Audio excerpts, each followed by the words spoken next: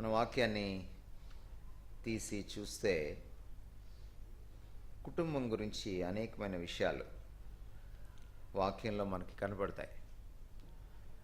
కుటుంబానికి దాని ప్రాముఖ్యతకు బైబిల్ పెద్దపీట వేసినట్టుగా మనం చూస్తాం. ఎందుకంటే కుటుంబం ఒక మానవ సమాజానికి ఆయువుపట్టు.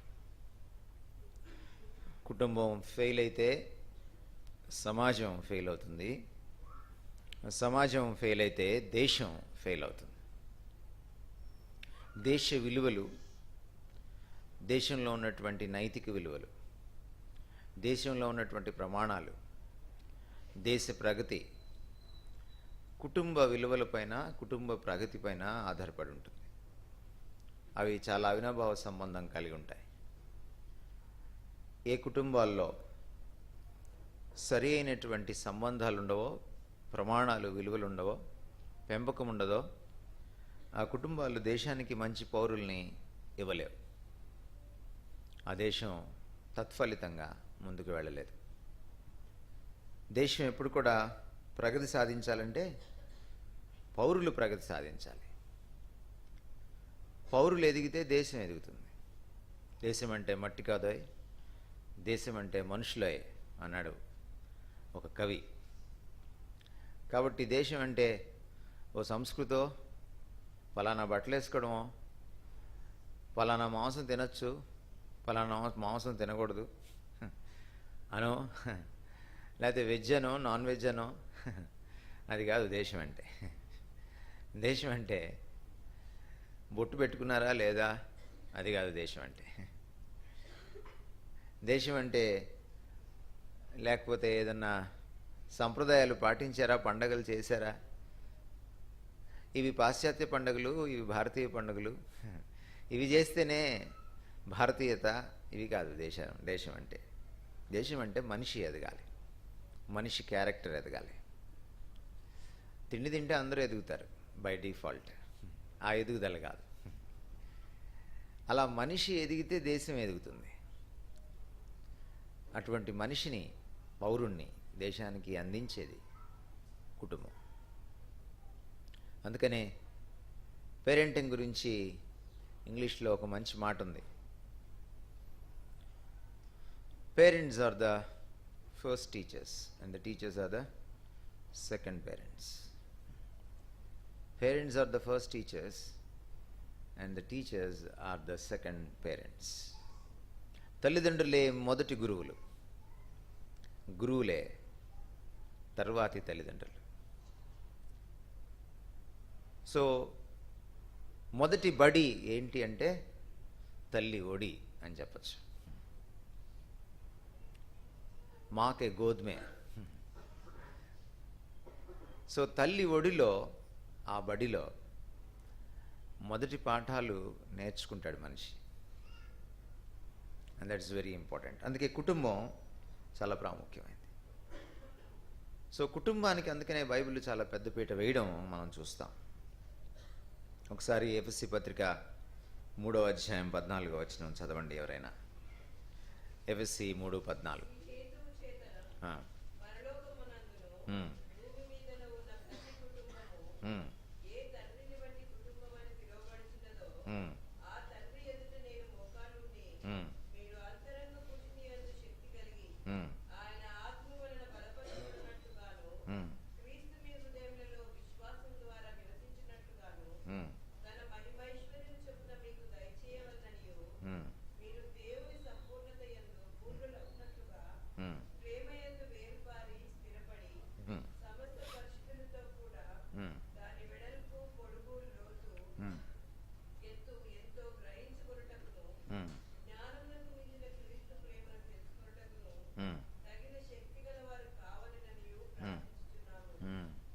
పెద్ద వచనం అది. మొదటి లైన్ మళ్ళీ ఇంకోసారి చదవండి.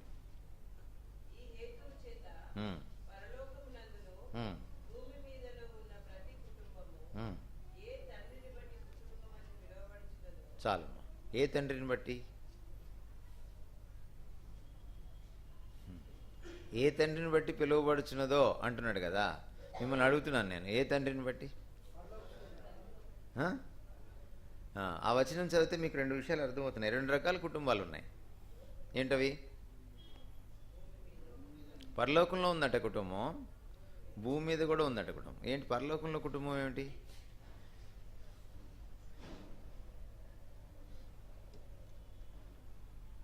చెప్తారా నాకు పరలోకంలో కుటుంబం ఏంట?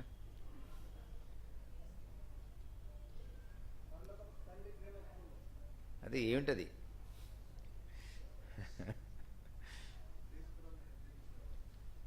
ఇంకా వెళ్ళలేదు కదా.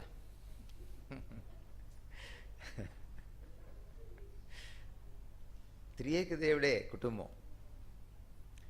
అందుకనే త్రియేక దేవత్వంలో వాళ్ళ ముగ్గురు వ్యక్తులకు, ఏక దేవుడిగా వెలిసిల్లేటువంటి ముగ్గురు వ్యక్తులకు వేరే వేరే పేర్లు పెట్టుకోలేదు ఆయన. The titles given to the persons of the Trinity or the Godhead are the titles that represent the relationship in a family. త్రియేక దేవత్వంలో వ్యక్తులకు వాళ్ళు ఆపాదించుకున్నటువంటి, బైబిల్లో రాయించినటువంటి ఆ టైటిల్స్, ఆ బిరుదులు అన్న తమ్ముడో, లేకపోతే ఇరుగు పొరుగనో, లేకపోతే స్నేహితుడనో అట్లా లేదు. తండ్రి కుమారుడు అని ఉంది. ఎందుకు ఇన్ని సంబంధాలు, మానవ సంబంధాలు ఉంటే ఆ రెండిటినే తీసుకున్నాడు ఆయన. That talks about a family, ఒక కుటుంబం. ఆ కుటుంబానికి కుటుంబం అనే పేరు ఎందుకు వచ్చిందంటే ఆయన తండ్రి కాబట్టి. ఇక్కడ కూడా కుటుంబానికి అదే తండ్రి పునాది. అందుకని ఏమన్నాడు, మళ్ళీ చదవండి. ఏ తండ్రిని బట్టి, పరలోకమందును భూలోకమందును ఏ తండ్రిని బట్టి కుటుంబం అని పిలువబడుచున్నదో. సో కుటుంబానికి ఒక పునాది, ఒక గుర్తింపు ఎక్కడి నుంచి వస్తుందంటే త్రియేక దేవుడి నుంచి వస్తుంది. Trinity is the model for the family on the earth. భూమి మీద ఉన్న కుటుంబానికి ఆ దైవ కుటుంబం, పరలోకంలోని ఆ త్రియేక దేవునిలోని కుటుంబం పునాది అన్న సంగతి మనం మర్చిపోకూడదు.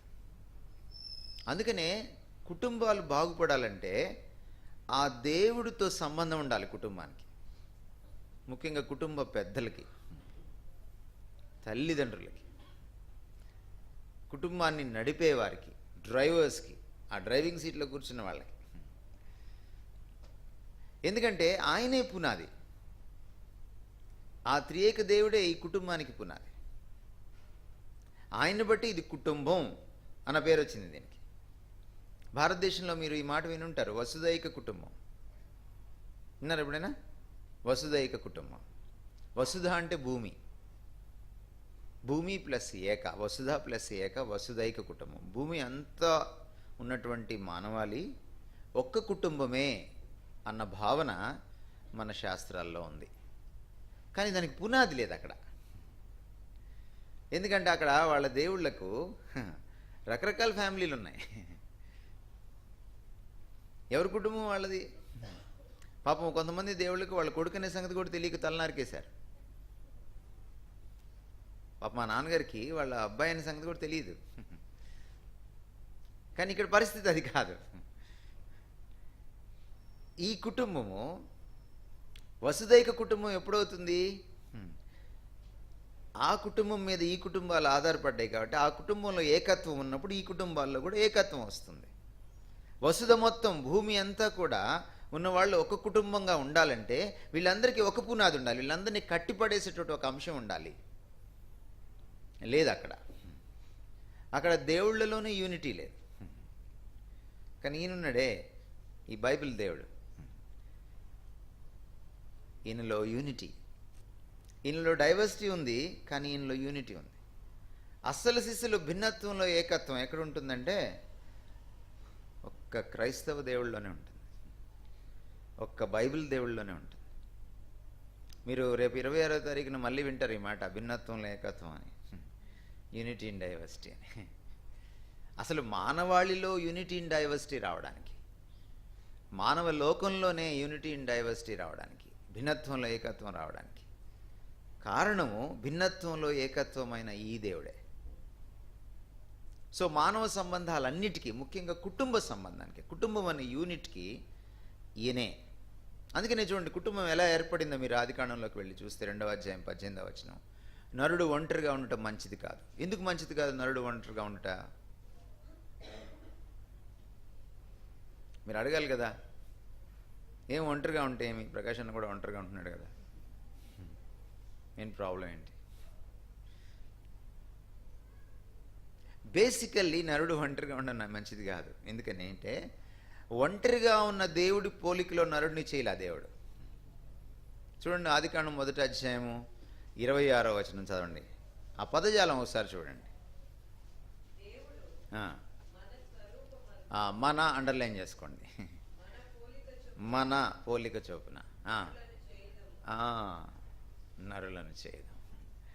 నా పోలిక చొప్పున నా స్వరూపమందు అనలేదు, మన పోలిక చొప్పున మన స్వరూపమందు.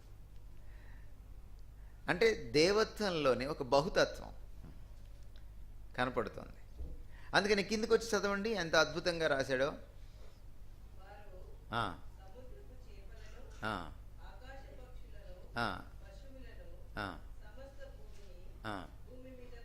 అమ్మ 28 చదువుతున్నారా?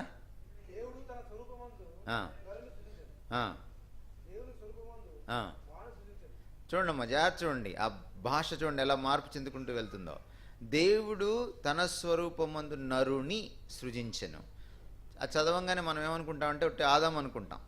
బైబిల్లో నరుడు అనే మాట ఓన్లీ ఆదాంని రిఫర్ చేస్తూ రాసిన మాట కాదు, మొత్తం మానవాళిని రిఫర్ చేస్తూ రాసిన మాట. అందులో స్త్రీలు ఉన్నారు, పురుషులు ఉన్నారు, తత్తిమా వాళ్ళందరూ ఉన్నారు. మళ్ళీ చదవండి బ్రదర్.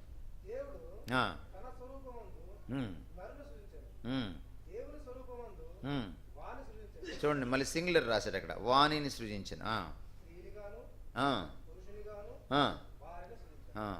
అంటే ఇప్పుడు మీరు పైకి వెళ్ళి చదువుకోవాలి. దేవుడు తన స్వరూపమందు స్త్రీని గాను పురుషుని గాను వారిని సృజించారు. అంటే ఆయన పోలికలోనే ఆ బహుతత్వం ఉంది.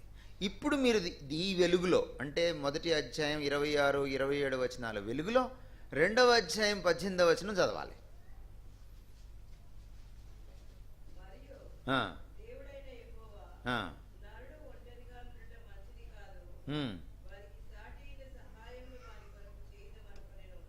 ఇది చాలామంది ఏమనుకుంటారంటే నరుడు అంటే ఆదాము అన్నిటినీ పిలిచి పేర్లు పెట్టి అవన్నీ జంటలుగా ఉండి తన పక్కన చూసుకుంటాడు, ఒక జంట లేకపోయేటప్పటికి ఫీల్ అయిపోయాడని చాలామంది చెప్తారు. సో అంత బుద్ధు కాదు ఆయన. ఆయన దేవుని పోలికలో పుట్టాడు కాబట్టి ఆయన బడుద్దాయిగా ఉండడు, బుద్ధులాగా ఉండడు. ఆయన తెలియగలిగిన వాడే. నిజానికి ఈ ప్రపంచం మీద అధికారాన్ని లేకపోతే ఏలుబడిని దేవుడు ఇద్దరికీ ఇచ్చాడు. మీరు 28వ వచనం తర్వాత చదివితే మీరు చూస్తారు, ఇద్దరికీ ఆ ఏలుబడిని ఇచ్చాడు. కనుక ఆదాము ఎందుకు ఒంటరిగా ఉండలేడు అంటే ఆదాము కుటుంబం కోసమే పుట్టాడు. ఎందుకని?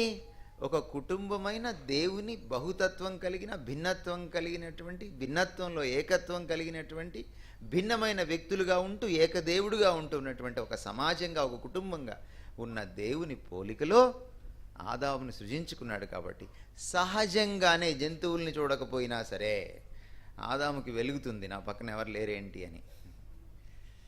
అందుకనే ఆపరేషన్ థియేటర్లోకి తీసుకెళ్ళి ఎనస్థీషియా ఇచ్చి మత్తుమంది ఇచ్చి ఆదాముని మళ్ళీ తీసుకొచ్చి కళ్ళు తెరిచి చూడు బాబు అని అంటే, అసలు అంతకుముందు ఎప్పుడూ చూడని హవనం ఆయన చూడంగానే తనదిగా ఫీల్ అయ్యి మొట్టమొదటి పాట రాసేశాడు. ఫస్ట్ సోలో అది, ఆ తర్వాత డ్యూయెట్లు వచ్చినాయి. కారణం ఏంటంటే సహజంగానే సోలో వచ్చింది మనోడికి. ఎందుకంటే తనది అన్న భావన. సో మనం అర్థం చేసుకోవాల్సింది ఏంటంటే Trinity is the basis for the unity of the family. ఒక కుటుంబం సమైక్యతకు, ఒక కుటుంబం అద్భుతంగా ఉండడానికి ఆయనే పునాది. ఆయన్ని బట్టే కుటుంబం అనే పేరు మనకు వచ్చింది. కనుక ఏ కుటుంబాలు ఈ పరలోకపు తండ్రిని విస్మరిస్తాయో, ఏ కుటుంబాలు ఈ బైబిల్ దేవుణ్ణి విస్మరిస్తాయో, ఆ కుటుంబాలు అద్భుతంగా ఉండలేవు. తత్ఫలితంగా ఆ దేశం అద్భుతంగా ఉండలేదు, ప్రగతి సాధించలేదు. కారణమే అది. భారతదేశం ఇప్పటికి మనకి స్వాతంత్రం వచ్చి దాదాపు 70 సంవత్సరాలు అవుతుంది. రిపబ్లిక్ డే చేసుకుంటున్నాం మనం ఎందుకు ప్రగతి సాధించలేకపోయాం? ఇంకా మనము వర్ధమాన దేశంగా, అంటే ఎదుగుతున్న దేశంగానే, ఎదిగిపోయిన దేశంగా ఎందుకు లేము? ఇంకా డెవలపింగ్ కంట్రీగా ఉన్నాం కానీ డెవలప్డ్ కంట్రీగా లేము. ఎందుకని? మనం చాలాసార్లు చూస్తాం, పాశ్చాత్య దేశాలను చూస్తే అక్కడ ఏదో రొచ్చు రోత ఉన్నట్టుగా మనకు కనపడుతుంది. అంతకంటే రొచ్చు రోత మనకు అంతకంటే ముందే ఉంది మనకి ఇక్కడ. మీరు వెళ్ళి మన శిల్పాలన్నీ చూస్తే మీకు అర్థమవుతుంది ఎంత అద్భుతంగా ఉంటాయో మన శిల్పాలు. ఎందుకు వాళ్ళు ఎదిగారంటే వాళ్ళ ఫ్యామిలీ యూనిట్ చాలా పటిష్టంగా ఉంటుంది. జార్జ్ బానా అని ఒక రీసెర్చ్ కంపెనీ, జార్జ్ బానా ఇంక్ అనే కంపెనీ, అసలు అమెరికాలో ఫ్యామిలీ విలువలు పడిపోయినాయా? ఎందుకంటే వాళ్ళకి పెళ్ళికి ముందే ప్రెగ్నెన్సీ రావడం, ఆడపిల్లలకి టీనేజ్లో తల్లిదండ్రుల నుంచి విడిపోవడం 18 ఏళ్ళప్పుడు, ఇండిపెండెంట్ నేచరు, ఇవన్నీ చూసిన తర్వాత చూసేవాడికి ఎలా ఉంటుందంటే అమెరికాలో కుటుంబ విలువలు పడిపోయినాయి. సో అమెరికా దేశం అంతా వాళ్ళు సర్వే చేశారు. I've got that book, beautiful book. Survey చేస్తే వాళ్ళకి అర్థమైంది అమెరికా సక్సెస్ ఇంకా ఏంటంటే వాళ్ళ కుటుంబాలు మీడియా చెప్పినట్టుగా అందరూ అనుకున్నట్టుగా కాకుండా చాలా పటిష్టంగా ఉన్నాయి. దేవుణ్ణి ఇంకా నమ్ముతున్నాయి, బైబిల్ని దేవుని వాక్యం అని నమ్ముతున్నాయి. And that is the reason వాళ్ళు ఈరోజుకి ఇంకా నిలబడి ఉన్నారు అగ్రరాజ్యంగా. కమ్యూనిస్ట్ దేశాలు చాలా గొప్పగా ఎదిగి, రష్యా మీకు తెలుసు, శ్రీశ్రీ పద్యం రాస్తూ గర్జించు రష్యా, గాండ్రించు రష్యా అన్నాడు. అంటే రష్యాని సింహంతో పోల్చాడు. కానీ రష్యా ఆ తర్వాత సింహంగా ఉండలేకపోయింది. ఈ రోజుకి ఒకే ఒక అగ్రరాజ్యంగా మిగిలింది ఏంటంటే అమెరికా. ఇంకా ఎందుకంటే కారణం ఏంటంటే ఆ విలువలు ఇంకా పోలా. 80%, 70% విలువలు చచ్చిపోయినా ఇంకా 20%, 30% విలువలు ఉండిపోయినాయి. సొదొమ గొమొర్రాలని దేవుడు ఎందుకు నాశనం చేశాడంటే మంచి లోపించింది కనుక, చెడు ప్రబలిందని కాదు. అందుకనే బేరాలాడుతూ వచ్చే అబ్రహాము ఆగిపోయాడు. ఇంకా బేరం ఆడలేకపోయాడు. ఎందుకంటే ఆయన చెప్పిన లాస్ట్ నెంబర్ ఉందే, అంతమంది కూడా లేరు అక్కడ నీతిమంతులు. అమెరికాలో ఇంకా నీతిమంతులు ఉన్నారు కాబట్టి, ఇంకా నైతిక విలువలు ఇంకా బ్రతికే ఉన్నాయి కాబట్టి ఆ దేశం ఇంకా బ్రతికే ఉంది.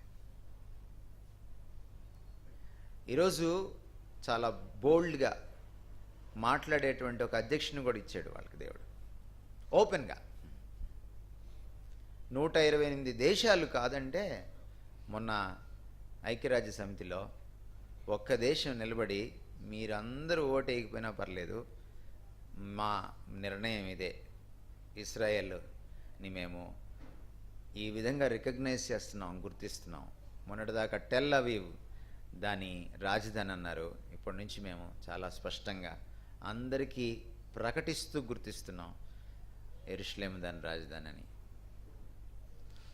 సో ఆ ధైర్యం, ఆ బోల్డ్నెస్ ఎలా వస్తుందంటే కుటుంబ విలువలను బట్టి వస్తుంది. అందుకనే బైబిల్లో కుటుంబానికి చాలా పెద్దపీట వేశారు. మనం ఏంటంటే చెప్పుకోవడం ఎక్కువ, మనకి ఇక్కడ చూపించడం తక్కువ. అందుకని ఈరోజు మీకు చెప్పాలనుకుంటున్నాను, మీరు కుటుంబాన్ని ఎలా కట్టుకుంటున్నారు. నేను చాలా విషయాలు చెప్పగలను, బట్ ఈరోజు నా సబ్జెక్ట్ కాదు అది. సో ఈ పునాదితోటి నేను ముందుకు వెళ్ళి తల్లిదండ్రులకు కొన్ని సూత్రాలు నేను ఈరోజు తెలియజెప్పాలనుకుంటున్నాను. పేరెంటింగ్ ప్రిన్సిపల్స్,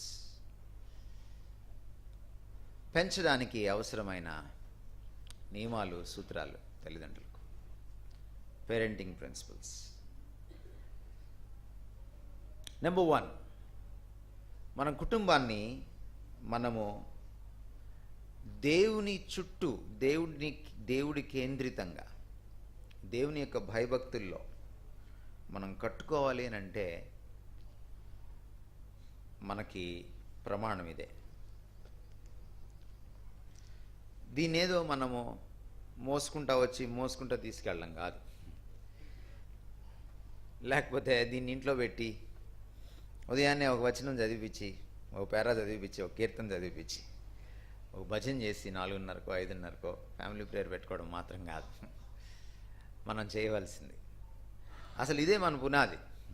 దేవుడు ఎవరో మనకు ఎలా తెలుస్తుందంటే బైబిల్ ఏంటో తెలిసినప్పుడు. బైబిల్ మాటే దేవుడి మాట. బైబిల్ చెప్పిందే దేవుడు చెప్పినట్టు. బైబిల్ని అర్థం చేసుకుంటే దేవుడిని అర్థం చేసుకోవచ్చు. దేవుని ముఖ చిత్రం మనకు బైబిల్లోనే కనపడుతుంది. అందుకనే దేవుడు ఇశ్రాయేలీయులకి ఏమని చెప్పాడంటే, మీరు మీ కుటుంబ విలువల్ని కాపాడుకోవాలి, మీ కుటుంబంలో వాక్యానికి మీరు పెద్దపీట వేయాలి అని చాలా స్పష్టంగా చెప్పడం జరిగింది. అందుకనే ఈరోజు మీ దృష్టికి ఒక 7 సూత్రాలని గబగబా త్వరగా మీ దృష్టికి నేను తీసుకురావాలని ఆశపడుతున్నాను. ఏమిటి ఆ 7 సూత్రాలు? Number 1, educate your child in God's word.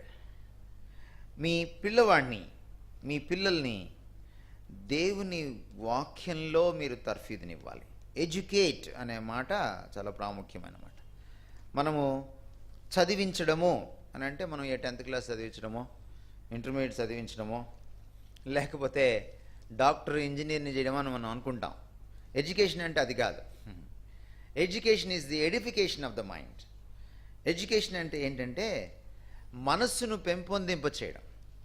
Education అంటే కేవలం సమాచారాన్ని ఇచ్చేది కాదు. ఎడ్యుకేషన్ అంటే కేవలం మార్కులు తెచ్చుకునేది కాదు. ఎడ్యుకేషన్ అంటే కొన్ని విషయాల్ని తెలిసేలా ప్రబోధించేది, నేర్పించేది. చక్కటి మాట అది తెలుగులో. నేర్పించడం ఎడ్యుకేషన్. ఇలా ఉండాలి, ఇలా ఉండకూడదు, ఇలా ఉంటే ఇది నష్టం, ఇలా ఉండకపోతే ఇది నష్టం, ఇలా ఉంటే ఇది లాభం, ఇలా ఉండకపోతే ఇది లాభం అని తెలియచెప్పేది, అర్థమయ్యేలా నేర్పించేది, నూరిపోసేది. అది ఎడ్యుకేషన్ అంటే. ఎడ్యుకేషన్ అంటే 4 గోడల మధ్యలో కూర్చోబెట్టి రుబ్బించడం కాదు ఎడ్యుకేషన్ అంటే. చాలామంది టీచర్స్ ఉన్నారు, నేను చెప్పేది అర్థమవుతుంది అనుకుంటున్నాను నేను. ఇది రుబ్బుడు పత్రం కాదు. మా ఆంధ్రాకి వస్తే మీకు కొన్ని బోర్డులు కనపడతాయి, ఇక్కడ రుబ్బింగ్ చేయబడును అని ఉంటుంది. అది తెలుగో ఇంగ్లీషో నాకు అర్థం కాదు. ఇక్కడ రుబ్బింగ్ చేయబడును. నేను అనుకుంటాను అప్పుడప్పుడు ఆ బోర్డు దొంగిలించి తీసుకెళ్ళి ఏ ఫ్రీ చైతన్య దగ్గరో, ఏ పారాయణ దగ్గరో బయట ఆ బోర్డు తగిలించి రావాలని నాకు అనిపిస్తుంది. అదే బోర్డు దొంగిలించి ఇక్కడ రుబ్బింగ్ చేయబడను. ఆ రుబ్బింగ్ సిస్టము మన సండే స్కూల్లో కూడా వచ్చేసింది. కంఠత వాక్యం చెప్పు, కంఠత వాక్యం చెప్పిస్తే ఏం రాదు, మళ్ళీ రుబ్బింగే అది. ఎవరైనా ఇంటికి వెళ్తే వాళ్ళు చిన్నపిల్లల్ని పిలిచి చెప్పమ్మా అంకుల్కి చెప్పమ్మా అని 23వ దావీదు కీర్తన చెప్పించడం, లేకపోతే 1వ అధ్యాయం చెప్పించడం. పాపం ఆ చిన్నది పాపం ఆ 23వ దావీదు కీర్తన ముద్దుగా చెప్తే దానికి అర్థం తెలియదు. రుబ్బింగ్ చేయబడినొద్దు. ఎడ్యుకేషన్ అంటే అది కాదు. ఎడ్యుకేషన్ అంటే తలకాయకి అర్థం కావాలి, జీర్ణించుకోవాలి, నరనరాల్లోకి ఎక్కించుకోవాలి, నేర్చుకోవాలి. That's education. చదవండి ఒకసారి ద్వితీయోపదేశంలో ఉన్న మాటలు 6వ అధ్యాయం 6 నుంచి 8 వరకు.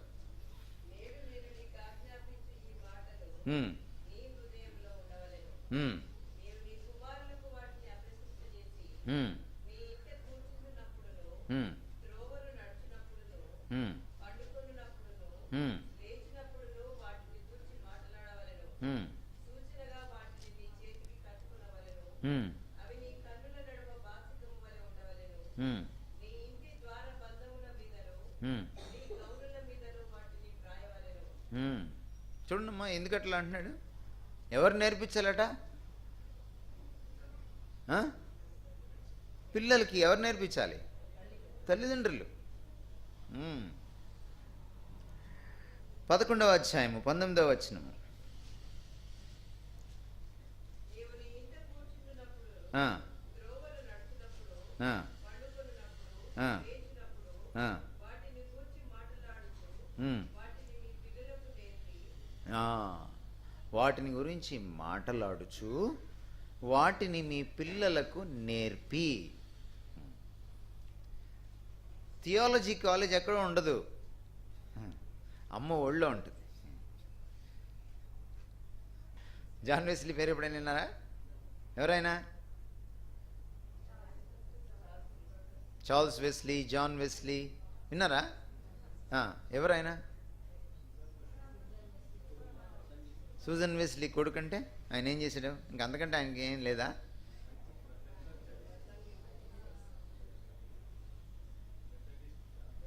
మెథడిస్ట్ చర్చ్ని స్థాపించాడు.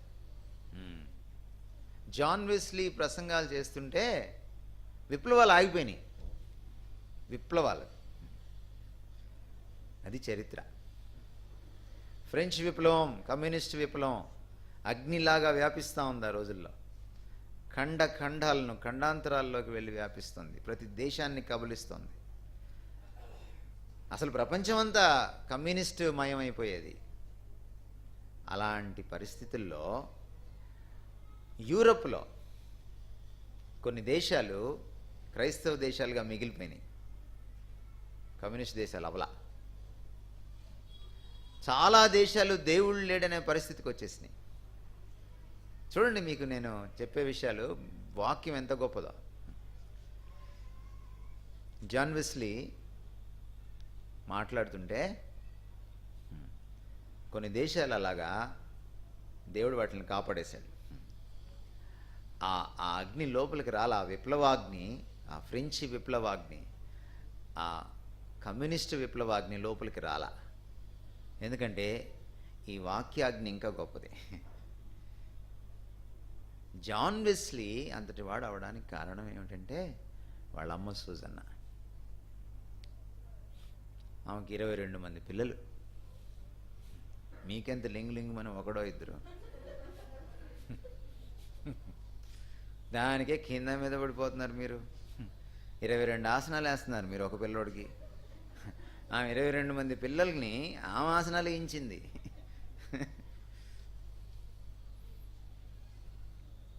అందుకనే మెథడిస్ట్ చర్చ్ వాళ్ళు ఏమంటారంటే, మా మెథడిస్ట్ చర్చ్లో ఈ మెథడ్ అంతటికి, ఈ క్రమశిక్షణ అంతటికి కారణం జాన్ వెస్లీ కాదు, వాళ్ళ అమ్మ అంటారు. She's called the mother of methodism. Mother of methodism. ఒక తల్లి ఎంత అద్భుతమైన పనులు చేయగలదు. మీరు అనుకుంటున్నారు ఉద్యోగం చేస్తేనే గొప్ప, మహిళకు మహిళా సాధికారత అప్పుడే వస్తుంది అని మీరు అనుకోవచ్చు. ఇంట్లో బోర్ కొడితే వెళ్ళి చెయ్యండి, పర్లేదు. వెళ్ళి కాస్త షాపింగ్ చేసి అవి చేసి రండి, కాదనట్లేదు. కానీ mother can do a lot. Parents ఎంత చేయగలరు? ఎక్కడి నుంచి వచ్చింది? ఇదే కారణం. ఒక మోసెస్ అంత గొప్పవాడు అవడానికి కారణం, సొంత తల్లి దొంగ తల్లిగా అతని దగ్గరికి రోజు వెళ్తూ అంతఃపురంలో బ్రతికింది. ఐగుప్తు అంతఃపురంలోనైనా పెరిగింది హెబ్రీ విలువలతో. అందుకనే పెద్దవాడైన తర్వాత హెబ్రీను కాపాడడానికి మరొకడిని చంపాడు. ఎట్లా? ఇది ఎలా? ఆ ఒక్క ఇన్సిడెంట్ మనకేం చెప్తుందంటే, వాళ్ళమ్మ ఎంతగా నూరిపోసిందో అతనికి. ఆ పాలు ఇవ్వడానికి వెళ్ళినప్పుడల్లా అసలు తల్లే, కానీ మారు తల్లిలాగా మారువేషంలో వెళ్ళింది. పేరెంటింగ్. దేవుని వాక్యం చాలా ప్రాముఖ్యం. దేవుని వాక్యాన్ని అందుకనే ముందు మీరు తల్లిదండ్రులు అవపోసన పట్టాలి. ముందు మీరు జీర్ణించుకోవాలి. ఎప్పుడట? కూర్చున్నప్పుడు, లేచినప్పుడు, నడిచేటప్పుడు వాళ్ళతో మాట్లాడుతుండాలట. అదేం మాట్లాడతారు మీరు? సెల్ ఫోన్ గురించి, ట్యాబ్ గురించి కాదు, షాపింగ్ గురించి, ఇంక దేని గురించో కాదు. దేని గురించి మాట్లాడతారు? వాక్యం. అంటే వాక్యాన్ని సహజ సిద్ధంగా, ఏదో ఒక ఫ్యామిలీ ప్రేయర్ అని మట్టుకే కాకుండా, మంచిది ఫ్యామిలీ ప్రేయర్ అనేది మంచి సంప్రదాయం, అది దాన్ని తీసివేయకండి. కానీ అది సరిపోదు. ఏదో ఒక సెట్ టైం పెట్టుకొని ఆ టైంలో మమ అనిపించుకున్నట్టు ఏదో మొక్కుబడిగా ఒక పాట పాడి, నువ్వు చేయి ప్రార్థన అని ఈరోజు ఒక అబ్బాయికి, నువ్వు చేయి ప్రార్థన అని ఇంకొక అమ్మాయికి మనం వంతులేస్తాం కదా. ఫ్యామిలీ ప్రేయర్కి వస్తేనే టిఫిన్ పెడతాను. నేను జాషువన్ ఒక ఆయన్ని కలిసాం. వాళ్ళమ్మ భోజనం పెట్టేది కాదంట, ప్రార్థన చేయకుండా, బైబిల్ చదవకుండా, చర్చికి వెళ్ళకుండా. ఈరోజు వాడు చర్చికి వెళ్ళడమే మానేశాడు. 50 ఏళ్ళు పైచిలుకు అలవాట్లకి బానిస అయిపోయాడు. రేపో మాపో పోయేటట్టున్నాడు. ఉద్యోగం చేస్తున్నాడు ఎక్కడో చిన్న చిత్తక షాప్లో. నేను మాకు కలిశాడు. ఏమయ్యా చర్చికి వెళ్ళంటే, ఏమో సార్ నేను వెళ్ళను చర్చికి అన్నాడు. మా అమ్మ చాలా మంచి బిలీవరు, నన్ను చాలా భక్తిగా భయంతో పెంచింది, కానీ నేను ఎప్పుడు చర్చిలో సరిగా కూర్చోలేదన్నాడు. అంటే మీరు మాట్లాడాలి వాళ్ళతోటి, చెప్పాలి, వాళ్ళకి అర్థమయ్యేటట్టు వాక్యం చెప్పగలగాలి. మీరు ముందు మీకు అర్థం కావాలి కదా వాక్యం. అర్థమైతే వాళ్ళకి అర్థమయ్యేటట్టుగా మీరు చెప్పగలుగుతారు. ఈరోజు యువత ప్రశ్నలన్నిటికీ ఇందులో జవాబులు ఉన్నాయి. మీరు ఎప్పుడైనా స్టడీ చేశారా?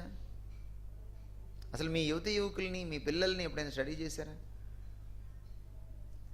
వాళ్ళని దీని వెలుగులో, వాక్యపు వెలుగులో స్టడీ చేశారా?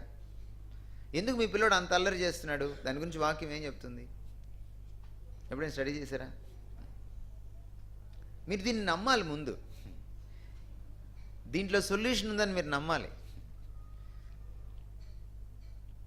వాక్యానికి ఆ శక్తి ఉంది. అయితే వాక్యాన్ని మనము వాళ్ళకి సరిగా వివరించినప్పుడు వాడికి వాక్యం పట్ల శ్రద్ధ పెరుగుతుంది. వాక్యంలో ఇలా ఉందిరా, ఈ మాట వాక్యంలో ఎప్పుడో ఉంది, అవునా? చూస్తాడు అప్పుడు వచ్చి. సో తల్లిదండ్రులకు మొట్టమొదట వాక్యం చేత ఎడ్యుకేట్ అవ్వాలి. వాళ్ళ మనసులు వాక్యం చేత అవి పెంపొందింపబడాలి, డెవలప్ అవ్వాలి. మీ మైండ్స్ ముందు మీరు పిల్లల్ని పెంచేటప్పుడు ఎదురయ్యే ప్రతి సమస్యను వాక్యపు కళ్ళద్దాల్లో చూడగలిగి, విమర్శించగలిగి, విశ్లేషించగలిగి ఉండాలి. అప్పుడే మీరు విలువలు నూరిపోయగలుగుతారు. వాక్యంలో ఉన్న సత్యాల్ని మీరు ఒట్టి కథలు చెప్తే కుదరదు వాళ్ళకి. ఈరోజు కథలు చెప్తే వినరు. మీరు ఆ విలువల్ని చాలా అందంగా చెప్పగలగాలి వాళ్ళకి. మీరు ఇది చేయకూడదురా అంటే కుదరదు. ఈరోజు పిల్లలతో ఎందుకు చేయకూడదో చెప్పాలి, ఎందుకు చెయ్యాలో కూడా చెప్పగలిగి ఉండాలి. వాళ్ళు అడుగుతారు మిమ్మల్ని. మీరు చిన్నపిల్లల పుస్తకం చదివి ఉంటారు కదా, టెల్ మీ వై. ఎందుకు వై? ఎందుకు స్టార్స్ మినుకు మినుకుమంటూ మెరుస్తుంటాయి? ఒక ప్రశ్న టెల్ మీ వైలో. చెప్పగలిగి ఉండాలి అమ్మ, నాన్న. ఆకాశంలో చుక్కలు ఎందుకు మెరుస్తాయి? అలాగే వాక్యంలో విషయాల్ని చెప్పగలిగి ఉండాలి. అప్పుడు అరే ఇందులో ఏదో ఉంది, నేను ఈరోజు వాక్యం ఇలా చదువుతున్నానంటే, ఈ పుస్తకాన్ని ఇలా ప్రేమించగలుగుతున్నానంటే కారణం అదే. నేను ఫస్ట్ థియాలజీ నేర్చుకుంది మా అమ్మ వాళ్ళలో, ఇంకెక్కడ నేర్చుకోవాలా. ఆ తర్వాత ఈయూకి వెళ్ళాను. ఇంతవరకు ఒక థియాలజికల్ కాలేజ్కి వెళ్ళాలి నేను.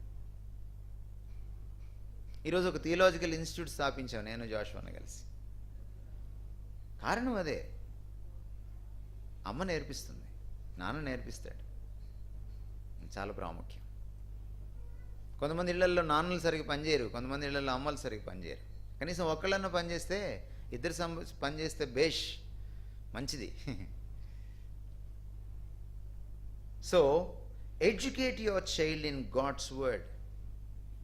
ఎందుకంటే దేవుని వాక్యము ఇచ్చే ఎడ్యుకేషన్ నిలబడిపోతుంది. ఈరోజు ప్రపంచం సాంస్క్రిట్ నేర్పిస్తుంది మీ పిల్లలకి. 96 మార్కులు వస్తాయి మీ పిల్లలకి, కానీ మీ పిల్లలకి సాంస్క్రిట్ రాదు. ఇంత అద్భుతమైన చదువు మంది.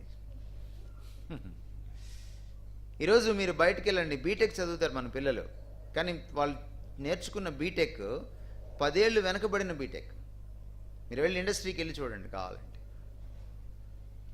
10 years వెనకబడినటువంటి సిలబస్ నేర్చుకుంటున్నారు ఈ రోజున. ఒక్క ప్రభుత్వం పట్టించుకోలేకపోతుంది. చదువుకొని మొద్దులు కాలేజీలు పెట్టారు, చదువుకొని మొద్దులు ముఖ్యమంత్రులు అయ్యారు. మన దౌర్భాగ్యం. కనీసం కాలేజీకి కూడా వెళ్ళిన వాళ్ళు ముఖ్యమంత్రులు ప్రధానమంత్రులు అవుతున్నారు. మన దౌర్భాగ్యం. వాళ్ళకి అర్థం కావట్లేదు ఎడ్యుకేషన్ అంటే ఏమిటో.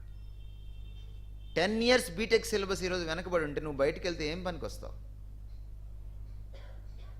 That's a problem. ఎంబీబీఎస్ అయిపోయిన తర్వాత వీడికి క్లినికల్ ఎక్స్పోజర్ ఉండదు. అదే మీరు బయట దేశాలకు వెళ్ళి చూడండి, వాళ్ళు ఎంబీబీఎస్ అయిపోతే వాళ్ళు ఎలా ఆరితేరు ఉంటారు. ప్రాక్టీస్ చేయాలంటే ఆస్ట్రేలియాలో ఒక డాక్టర్ 11 సంవత్సరాలు చదవాలి. మనకు 6.5 సంవత్సరాలకు ఎంబీబీఎస్ డిగ్రీ ఇస్తారు, కానీ వాడు పనికిరాడు. అందుకే పీజీ చేయాలి. పనికి మాలిన ఎడ్యుకేషన్ ఈరోజు ప్రొడ్యూస్ చేసుకున్నాం. కానీ ఈరోజు ఈ ఎడ్యుకేషన్ మీరు ఇస్తే పిల్లలకి అది జీవితాంతం నిలబడిపోతుంది.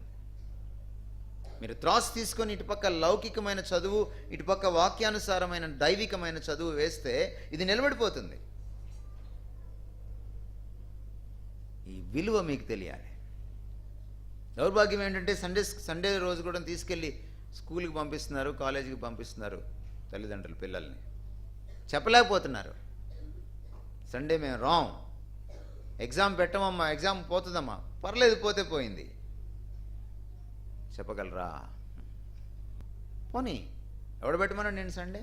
ఎక్కువ మాట్లాడాడు అనుకోండి, యూ కెన్ రిపోర్ట్. ఎందుకంటే సండే కాలేజ్ పెట్టకూడదు, అది నేరం. ఇంకా భారతదేశంలో ఇంకా నేరమే అది. Priority to the education, Christian education, biblical education. వాక్యానుసారమైన చదువు నూరిపోయడానికి మనము ప్రయారిటీని ఇవ్వాలి. ఇచ్చినప్పుడు అది అద్భుతంగా ఉంటుంది. మీరు అనుకోవచ్చు, మీరు మీ పిల్లలు అనుకోవచ్చు, మీరు మీ పిల్లలు కాదు కుటుంబం అంటే. మీ కుటుంబం ఒక దేశం. ఒక దేశానికి నెక్స్ట్ జనరేషన్ ఇస్తున్నారు మీరు. గుర్తుపెట్టుకోండి. తల్లిదండ్రులు ఫెయిల్ అయితే ఒక జనరేషన్ ఫెయిల్ అవుతుంది. గుర్తుపెట్టుకోండి. ఒక జనరేషన్ ఫెయిల్ అయితే ఆ తర్వాత కొన్ని జనరేషన్స్ ఫెయిల్ అవుతాయి. ద్వితీయోపదేశకాండం 29:29 ఒకసారి చదవండి. ద్వితీయోపదేశకాండం 29:29.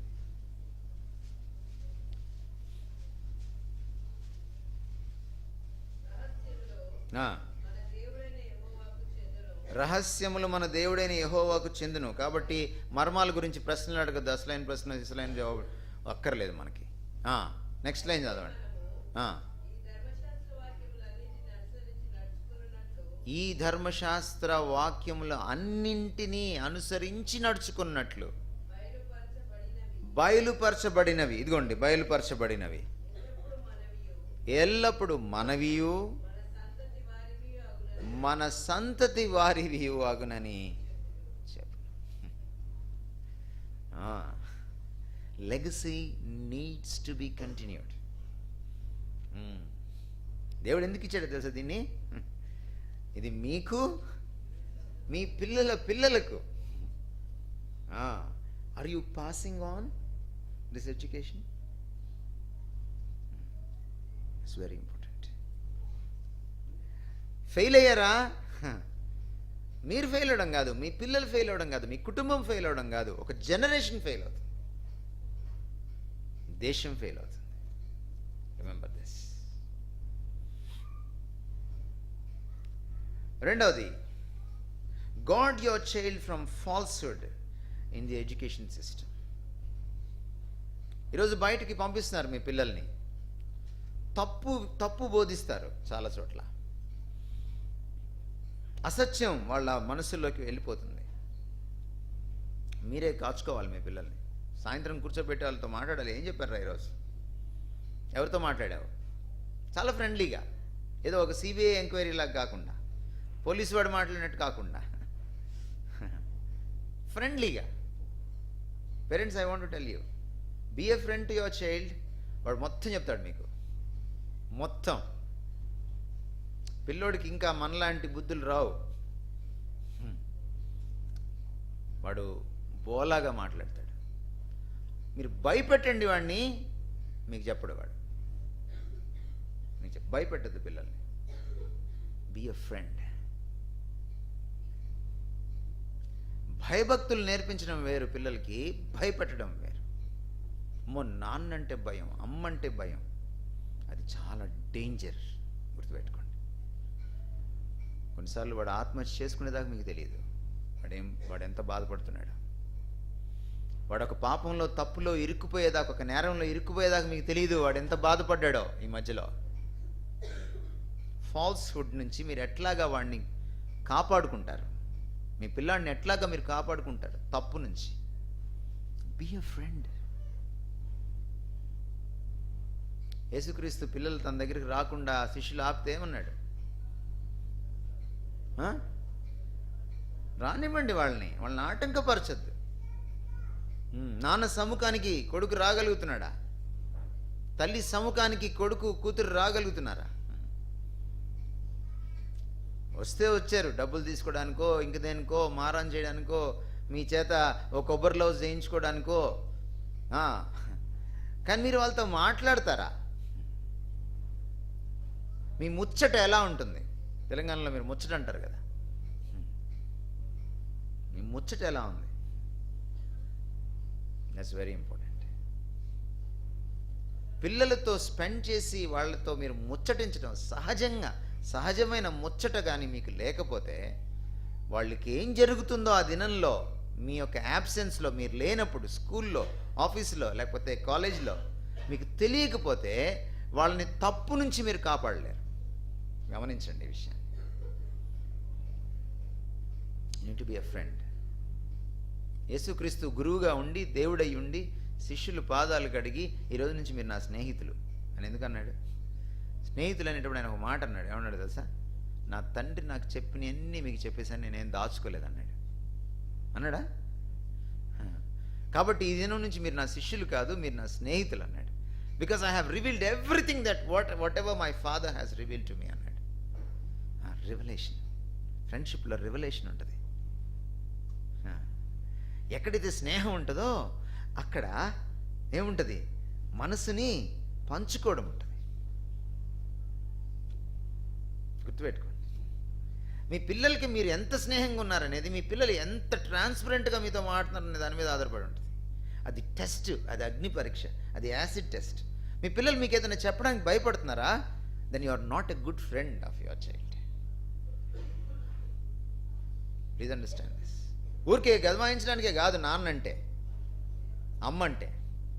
వాడిని కూర్చోబెట్టుకొని మాట్లాడాలా. మాట్లాడేటప్పుడు మీ భాషలో మాట్లాడకూడదు, వాళ్ళ భాషలో మాట్లాడాలి. ఎప్పుడు పేరెంట్ లాగా అధికార స్వరంతో మాట్లాడుతున్నారనుకోండి, వాడికి కూడా ధిక్కార స్వరం వస్తుంది. అప్పుడప్పుడు దిగి, ఒక మనిషిలో 3 ఈగోలు ఉంటాయని చెప్తుంది psychology. Parent ego, adult ego, child ego. అలాగే చైల్డ్లో కూడా వాడికి కూడా ఉంటాయి అన్నమాట 3 ఈగోలు. మనం ఎప్పుడు పేరెంట్ టు చైల్డ్ మాట్లాడకూడదు, లేదా అడల్ట్ టు చైల్డ్ మాట్లాడకూడదు. చైల్డ్తో మాట్లాడేటప్పుడు చైల్డ్ టు చైల్డ్ మాట్లాడాలి. అప్పుడు వస్తాయి విషయాలు బయటికి. అప్పుడు మీ పిల్లల్ని మీరు కాపాడుకోగలుగుతారు. It's very important.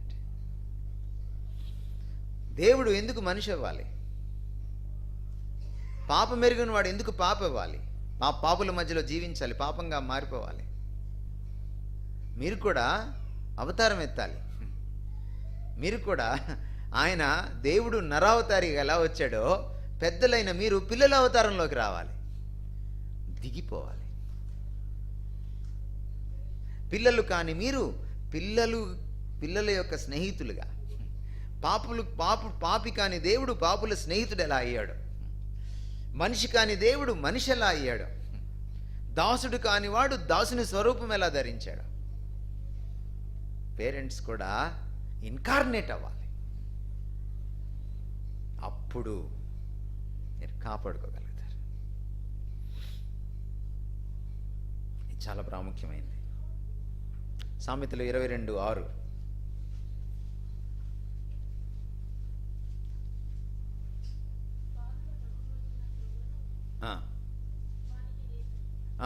చిన్నప్పుడే వాడికి విలువలను మీరు నూరిపోయాలి.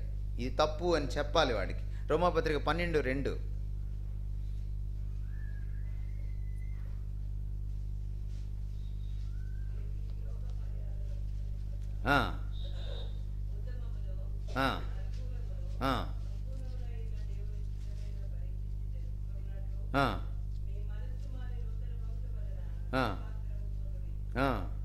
రైట్.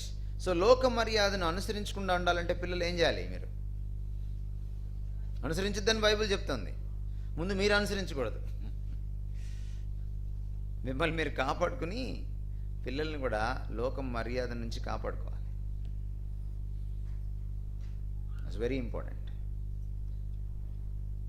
నేను చిన్నప్పుడు ఆర్ఎస్ఎస్లో చేరాను, నాకు తెలీదు. తర్వాత మా అమ్మ చెప్పింది, అరే వెళ్ళకూడదురా అక్కడికి. ఆమె చెప్పింది కరెక్టో కాదు చూడడానికి కొంతకాలం వెళ్ళాను.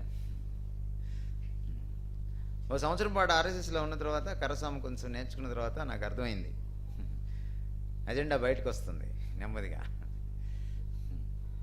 చెప్పడం మొదలెడుతున్నారు, మాకు నూరు పోస్తున్నారు. ఎందుకు వాళ్ళు చిన్నప్పుడు పిల్లల్ని ఎందుకు పట్టుకుంటారు? 6th క్లాస్ వాడిని, అక్కడి నుంచి 5th క్లాస్ వాడిని, లేకపోతే 8th క్లాస్ వాడిని పట్టుకుంటారు.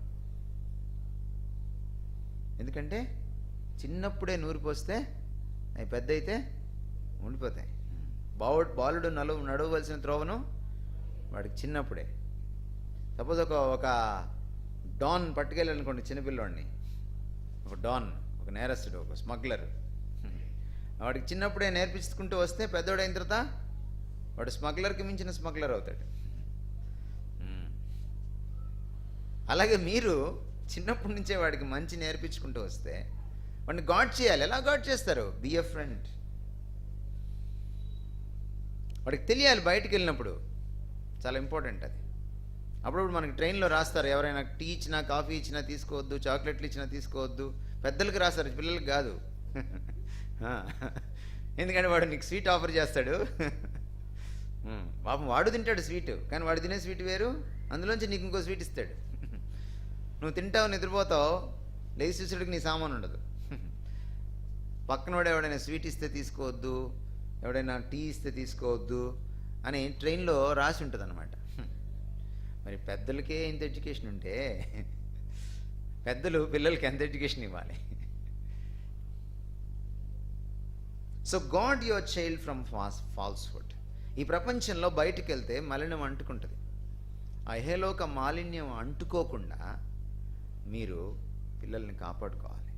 అందుకనే వాళ్ళు గ్యాడ్జెట్స్లో ఏం చూస్తున్నారో మీరు చూడాలి. మీరు కూడా కొంత టెక్నాలజీ నేర్చుకోవాలి. వాడు ఇంటర్నెట్లోకి వెళ్తున్నాడంటే పేరెంటల్ కంట్రోల్ ఉంటుంది లోపల ఇంటర్నెట్లో.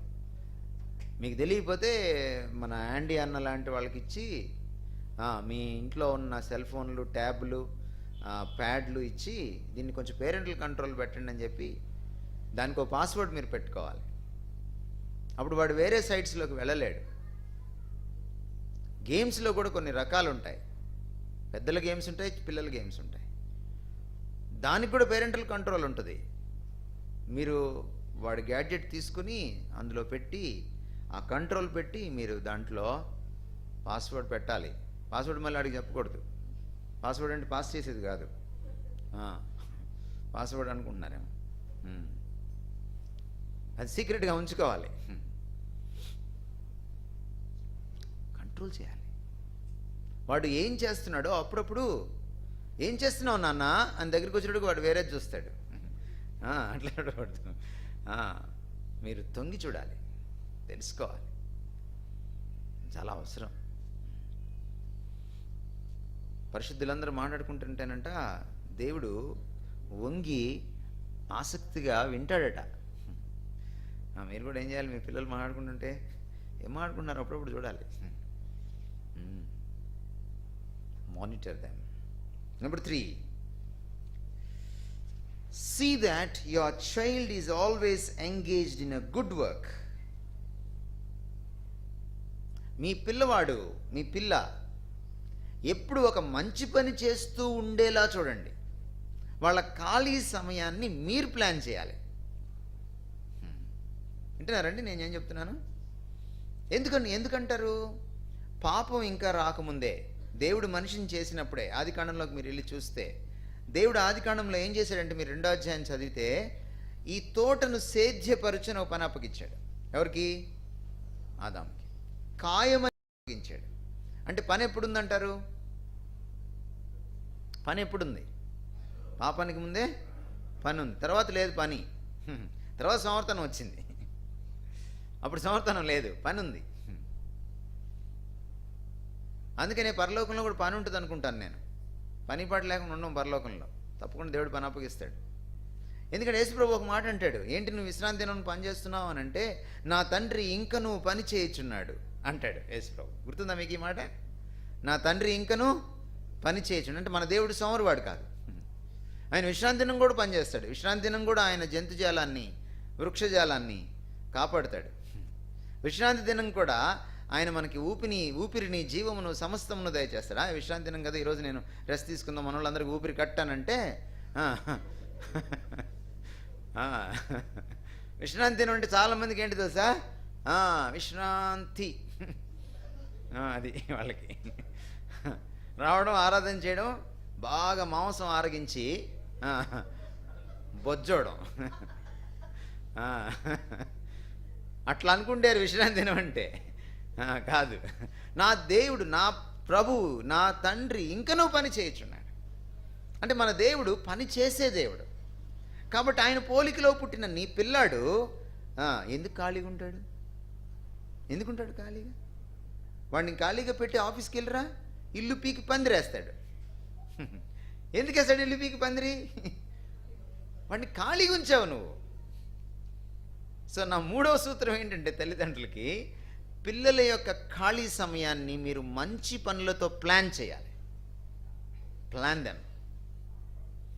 వాళ్ళకి మీరు ఒక పని అప్పగించండి. Give them a good work so that they will not indulge in the bad work. వాళ్ళకు మంచి పని మీరు ఎప్పుడైతే అప్పగించి వాళ్ళకు ఒక వ్యాపకం, మంచి వ్యాపకం ఇస్తారో, వాళ్ళు చెడు వ్యాపకాల్లోకి వెళ్ళరు, లేనిపోని పనులు చేయరు వాళ్ళు.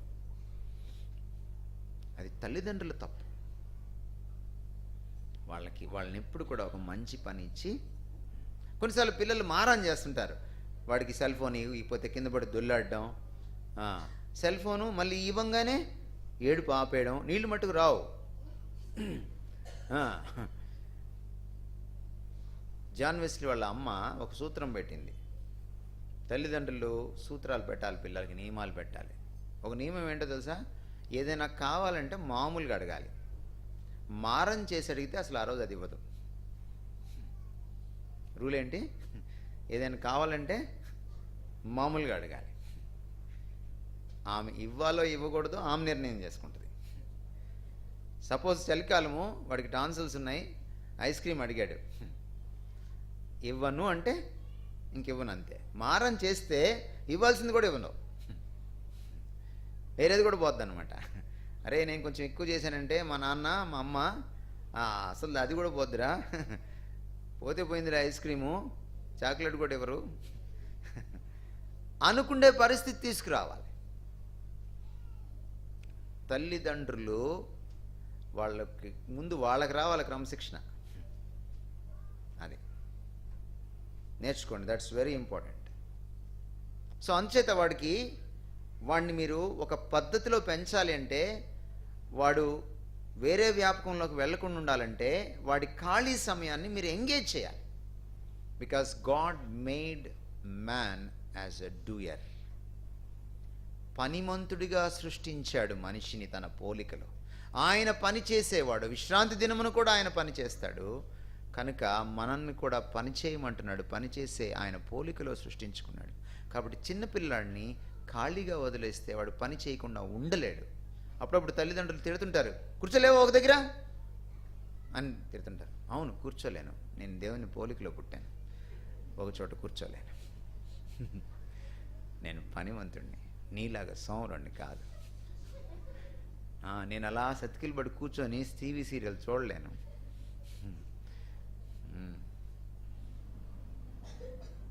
నాకు మంచి పని ఇవ్వు, లేదా నేను చెడిపోతా, నేను పిచ్చి పనులు చేస్తా. So you need to be creative.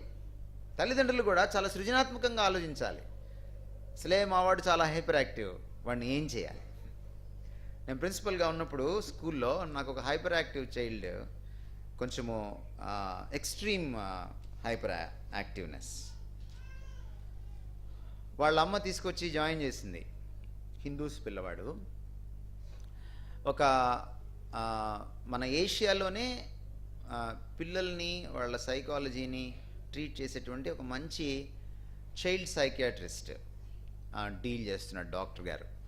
ఆయన హైదరాబాద్లో, ఆయనకి విజయవాడలో, తర్వాత ఆయనకి ఢిల్లీలో, తర్వాత వైజాగ్లో ఆయనకి క్లినిక్స్ ఉన్నాయి. ఆయన ఫ్లైట్లో తిరిగి క్లినిక్స్కి వెళ్తూ ఉంటాడు. సో నేను వాడిని అర్థం చేసుకోవడానికి నేను ఆమెను అడిగాను, ఏంటమ్మా చైల్డ్కి ఏంటి ప్రాబ్లం అని అంటే ఆవిడ చెప్పలేకపోయింది. షీఈ్ అన్ ఎడ్యుకేటెడ్ ఉమెన్, చదువుకున్న ఆవిడే, కానీ చెప్పలేకపోయింది. ఆ టెక్నికల్ టర్మ్ ఆమెకు అర్థం కాలేదు. సో వాడు ఏం మందులు వాడుతున్నాడో తీసుకురమ్మంటే ఆ మందులు తీసుకొచ్చిన తర్వాత నేను ఆ మందుల పేర్లు ఇంటర్నెట్లో కొడితే నాకు వాడు ఏం జబ్బుతో బాధపడుతున్నాడో నాకు అర్థమైంది. ఆ తర్వాత డాక్టర్ గారితో ఒకసారి మాట్లాడతానని డాక్టర్ గారికి ఫోన్ చేయించాను. డాక్టర్ గారు అన్నారు, మీరు ఈమెయిల్ ఇవ్వండి, నేను మీ ప్రశ్నలకి జవాబులు చెప్తాను. సరే, ఈ చైల్డ్ని ఎలా చేయాలో మాకు అర్థం కావట్లేదు. వాడు క్లాస్ రూమ్లో కూర్చోడు. క్లాస్లో టీచర్ పాఠం చెప్తుంటే వాడు క్లాస్ బయట తిరుగుతాడు. సడన్గా వెళ్ళి ఒక పంపు కింద కూర్చొని పంపు తిప్పేసుకొని దాని కింద కూర్చుంటాడు డ్రెస్ వేసుకొని వాటర్ కింద. టీచర్ పాఠం చెప్తుంటే వాడు ఒక రబ్బర్ తీసుకొని ఒక పరీక్ష అట్ట తీసుకొని ప్యాడ్ తీసుకొని దాంతో క్రికెట్ ఆడుతూ ఉంటాడు, లేకపోతే దాన్ని బంతిలాగా ఆడుతూ ఉంటాడు. టీచర్ అక్కడ పాఠం చెప్తుంటుంది, పిల్లలు డిస్ట్రాక్ట్ అయిపోతుంటారు. సో వాడి క్లాస్ నా క్లాస్ రూమ్, నా ఆఫీస్ రూమ్ ఎదురుగా వేయించుకున్నాను. ప్రేయర్ చేశాను, ఏం చేయాలి వీడిని? సరే, ఈమెయిల్ ఇస్తే డాక్టర్ గారికి, డాక్టర్ గారు నాకు ఈమెయిల్ ఇవ్వలేదు. నేను మళ్ళీ కాల్ చేశాను డాక్టర్ గారికి, ఎన్నిటికి జవాబు చెప్పాలి సార్, మాకు టైం ఉండదు అని అన్నారు. సో నాకు వేరే మార్గం లేదు, నేనే స్టడీ చేయాలి వాడిని. సో నాకొక్కటే, ఎందుకు వీడు ఇలా ఉన్నాడు? Very nice bye. వాడిని రూమ్లోకి పిలిచామనుకోండి, లోపలికి వస్తాడు, గుడ్ మార్నింగ్ చెప్తాడు, ఏదైనా చెప్పామనుకోండి ఎస్ అంటాడు, అన్నిటికీ తలూపుతాడు, వెళ్ళేటప్పుడు థ్యాంక్ యూ అని చెప్పి వెళ్తాడు. సో నాకు అర్థమైంది ఒకటే, వాడిని ఎంగేజ్ చేయాలి. వాడిని కానీ ఎంగేజ్ చేయగలిగితే, అంటే వాడికి ఒక మంచి పని అప్పగిస్తే వాడు ఈ తుంటరి పనులు చేయకుండా ఉంటాడు. వాడికి ఇష్టమైనవి కొన్ని ఉంటాయి. ఎదురు వాడికి ఒక డిసిప్లినో లేదా ఒక చిన్నపాటి భయం, పెద్ద భయం పెట్టకూడదు. ఇది ఇలా జరిగితే నాకు ఒకటి కోల్పోతానన్న ఒక చిన్న భయం. సో వాడిని ఒకరోజు పిలిచి ఆ అట్ట, తర్వాత వాడి రబ్బరు నా రూమ్లోకి వచ్చినాయి. అట్ట రబ్బర్ నేను నా దగ్గర పెట్టుకొని డెస్క్లో, అరే నీకు ఇలా ఆడుకోవడం ఇష్టమా అన్నాను. అవును అన్నాడు.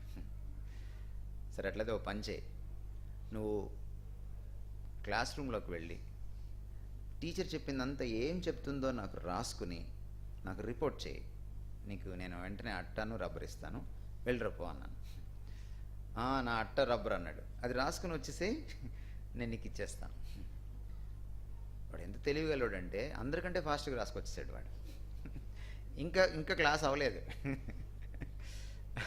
అందులో కొన్ని మళ్ళీ పట్టుకొని తప్పులు, ఇది కూడా రాసుకొనిరా అని మళ్ళీ వాడికి పంపించి చక్కగా బుద్ధిగా కూర్చొని చేస్తాడు. ఎందుకంటే వాడికి అట్ట రబ్బర్ కావాలి. So you need to be very creative. వాళ్ళ మమ్మీ వచ్చి, మీరు ఎట్లా కంట్రోల్ చేస్తున్నారు మా పిల్లోడిని? ఆమె కొన్ని రోజులకి మా స్కూల్కి రావడం మానేసింది. వాడికి పాపం రోజు వచ్చి భోజనం పెట్టాలి అలా ఆవిడ రావడం మానేసింది. ఎందుకంటే షీ సో కాన్ఫిడెంట్, మా టీచర్లు చూసుకుంటారని. మా టీచర్ని పిలిచి వాళ్ళకి ట్రైనింగ్ ఇచ్చాను వాడిని ఎట్లా చేయాలో. So you need to know అవసరమైతే ప్రార్థన చేయాలి, దేవుణ్ణి అడగాలి జ్ఞానం కోసం. వాడిని ఎలాగా తప్పుకి వెళ్లకుండా, తుంటరి పనులు చేయకుండా వాడికి ఒక పని అప్పగించాలి. అప్పుడే మీ పిల్లలకి చాలా నేర్పించగలరు. అలాంటి ప్రతి ఖాళీ సమయంలో వాడు ఒక అద్భుతమైన పని నేర్చుకోగలుగుతాడు. వాడు పెద్దవాడు అయ్యేటప్పటికి చాలా పనులు వస్తాయి వాడికి. వాడు మల్టీ టాలెంటెడ్ అవుతాడు. Fourth, set an exemplary prayer life before your child. ప్రార్థన చాలా ప్రాముఖ్యమైంది. దేవుడు మనిషిని ఇతరుల మీద ఆధారపడేటట్టుగా చేశాడు. ఏ మనిషిని ఇండిపెండెంట్గా చేయలేదు. మీకు ఇండిపెండెన్స్ డే, రిపబ్లిక్ డే అర్థం ఏంటంటే మీరు టోటల్గా ఇండిపెండెంట్ అని కాదు. నాకు ఇండిపెండెన్స్ డే వచ్చింది అని చెప్పి అమ్మ పిల్లకి పాలు ఇవ్వకుండా వెళ్ళిపోకూడదు. నాకు ఇండిపెండెన్స్ డే వచ్చిందని నాకు ఇండిపెండెన్స్ డే వచ్చిందని అమ్మని నాన్నని పిల్లోడు కాదనడానికి వీల్లేదు. చిన్నప్పుడు తల్లిదండ్రుల మీద, ఆ తర్వాత టీచర్స్ మీద, తర్వాత ఫ్రెండ్స్ మీద, తర్వాత పెద్దవాళ్ళం అయిన తర్వాత పిల్లల మీద ఆధారపడతాం మనం.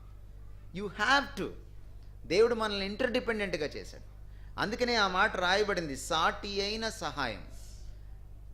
ప్రతి వ్యక్తి నీకో సాయం, సాటి అయిన సాయమో కాకపోవచ్చు, భార్య సాటి అయిన సాయం, భర్త సాటి అయిన సాయం, కానీ ప్రతి ఒక్కళ్ళు నీకు ఒక సాయమే. Man needs a support, a woman needs a support. God made us interdependent. దేవుడు ఒక్కడే టోటల్లీ ఇండిపెండెంట్. దేవుడు ఒక్కడే ఎవరి మీద ఆధారపడినవాడు. తనకేదో కొదువై ఉన్నట్టు మనుషుల చేతులతో పూజింపబడివాడు కాదు, సేవింపబడివాడు కాడు. ఆయన నిరాధారుడు. కానీ మనల్ని ఎలా సృజించాడంటే మరొకరి మీద ఆధారపడేటట్టుగా సృజించాడు. కాబట్టి మనం ఒక పిల్లవాడిని ఏమని పెంచాలంటే, అరే నువ్వు పెద్దాడైన తర్వాత కూడా ఇంకోళ్ళ మీద ఆధారపడాలి, నీకు ఆధారపడడం రావాలి, ఇతరుల్ని నువ్వు గౌరవించాలి. అందరికంటే ఎక్కువగా ఆధారపడవలసింది దేవుడి మీద ఆధారపడాలి. So prayer is nothing but dependent on God. It's a dependence on God. So పిల్లలు నిన్ను ఎందుకు అమ్మ రోజు ప్రార్థన చేస్తుంది, ఎందుకు నాన్న అలా ప్రార్థన చేస్తున్నాడు, వాడు నిన్ను వాచ్ చేస్తాడు. ఏం సాధిస్తున్నాడు? అమ్మ ప్రార్థన చేస్తుంది, ఏం సాధించింది? నాన్న ప్రార్థన చేస్తున్నాడు, ఏం సాధిస్తున్నారు? కొన్నిసార్లు మీరు అనుకున్నవి ప్రార్థనలో జరగవు, కానీ వాటిని ఎదుర్కొనే దమ్ము మీకుంటుంది. ఏదైనా సమస్యనా పరిష్కారం అవుతుంది, సమస్యను ఎదుర్కోగలిగిన దమ్మన్నా మీకు వస్తుంది. వాడు చూస్తాడు మిమ్మల్ని. అమ్మ ధైర్యానికి, నాన్న ధైర్యానికి కారణం ప్రార్థనే. ఓ నేను దేవుడి మీద ఆధారపడాలి. ప్రార్థన. సో పిల్లలకి ప్రార్థన ఎలా వస్తుంది? కళ్ళు మూసుకున్నానా, చేతులు జోడించినానా. 2 days బ్యాక్ నేను ఒక మ్యారేజ్కి వెళ్ళాను. ఆ పక్కనే నా ఫ్రెండ్ వాళ్ళ ఇంటికి వెళ్తే వాడికి పాప పుట్టింది. పాప పుట్టితే వెళ్ళానంట. ఆ అమ్మాయి వాళ్ళ సిస్టర్ వాళ్ళ బాబు ఉన్నాడు, వాడు బాగా అల్లరి చేస్తున్నాడు. వాడిని పిలిచి నా దగ్గర ప్రార్థన చేయించుకోవడానికి నా దగ్గర పంపించారు. వాడు కళ్ళు మూసుకోమంటే ఒక్కని తెరిచి ఇలా చూస్తున్నాడు. అరే నువ్వు అలా చూసావంటే నేను కూడా సగం ప్రార్థనే చేస్తానని చెప్పాను వాడికి. వాడితో కొద్దిసేపు వాడి చైల్డ్ లాగా నేను వాడితో మాట్లాడిన తర్వాత వాడు ప్రార్థనలోకి వచ్చాడు. నేను ప్రార్థన అలా ముగించానో లేదో పెద్దగా ఆమెన్ అన్నాడు. వాడి అరే నీ బిగినింగ్ కంటే నీ ఎండ్ బాగుందిరా అని చెప్పాను నేను. పిల్లలతో మీరు కనెక్ట్ అవ్వాలి. When you pray your child prays. చూడండి పిల్లల దగ్గర ఒకటి ఉంటుంది, గమనించండి, దే ఆర్ గుడ్ ఇమిటేటర్స్. మీరు లేనప్పుడు చూడండి, పిల్లలు, ఆడపిల్లలు ముఖ్యంగా మీరు చూడండి, ఆ టీచర్ ఎలా డ్రెస్ చేసుకుందో అలాగే డ్రెస్ చేసుకుని రూమ్లో పాఠం చెప్తా ఉంటుంది. మీరు చూసారా, గమనించారా? నాకు ఒక ఎల్కేజీ పిల్ల ఉంది మా స్కూల్లో. అది వాళ్ళ అమ్మకి వెళ్ళి వాళ్ళ టీచరు ఆ రోజు చెప్పులు మార్చింది, ఏం చెప్పులు వేసుకుంది కూడా చెప్తుంది. ఎల్కేజీ ఆ పిల్ల. ఈరోజు మా టీచర్ పేపర్ చెప్పులు వేసుకొచ్చింది మమ్మీ అని చెప్పిందంట ఒకరోజు. అంటే అంత పల్సర్ చెప్పులు వేసుకొచ్చింది ఆవిడ. పిల్లలు చాలా గమనిస్తారు. Good observers and good imitators. When you set an exemplary life before them, they imitate you by default. మీరు వాళ్ళ ముందు ఒక మాదిరి చూపించినప్పుడు, వాళ్ళ ముందు మీరు పోట్లాడుతూ ఉండండి, వాళ్ళు కూడా మంచి గయ్యాళ్ళలాగా తయారవుతారు. వాళ్ళ ముందు మీరు ఊరికే ఫోన్లో మాట్లాడుతుండండి, వాళ్ళు కూడా ఫోన్ కతుక్కుండే ఫెవిక్విక్ టైప్ తయారవుతారు. వాళ్ళ ముందు మీరు ఊరికే టీవీ చూస్తూ ఉండండి, what example are you setting before your child? That's very important, because they are good imitators and observers. బయట వాళ్ళు ఏంటంటే అబ్జర్వ్ చేయగానే చెప్తారు పెద్దవాళ్ళు, పిల్లలు చెప్పరు. ది టేక్ ఇట్, వాళ్ళు హృదయంలోకి తీసుకుంటారు, అదే రేపొద్దున చేస్తారు. మీరు అప్పుడప్పుడు చూస్తుంటారా టీవీల్లో, లేకపోతే మీ పక్కింట్లో, ఎదురింట్లో, మీ చుట్టాలు వాళ్ళ ఇళ్లలో పిల్లలు ఆరిందల్లా మాట్లాడుతుంటారు. అది పిల్లల గొప్పతనం కాదు, అది తల్లిదండ్రుల దౌర్భాగ్యం. వాళ్ళకి అంత పెద్ద పెద్ద మాటలు ఎట్లా వచ్చాయి అనుకుంటున్నారు? తల్లిదండ్రులు ఒక డిసిప్లిన్ పాటించలా. వాళ్ళు మాట్లాడుకుంటున్నప్పుడు పిల్లల దగ్గర ఉండకూడదు. పెద్దల విషయాలు మాట్లాడుకుంటున్నప్పుడు పిల్లలు పెద్దల దగ్గర ఉండకూడదు. గుర్తుపెట్టుకోండి ఎప్పుడైనా.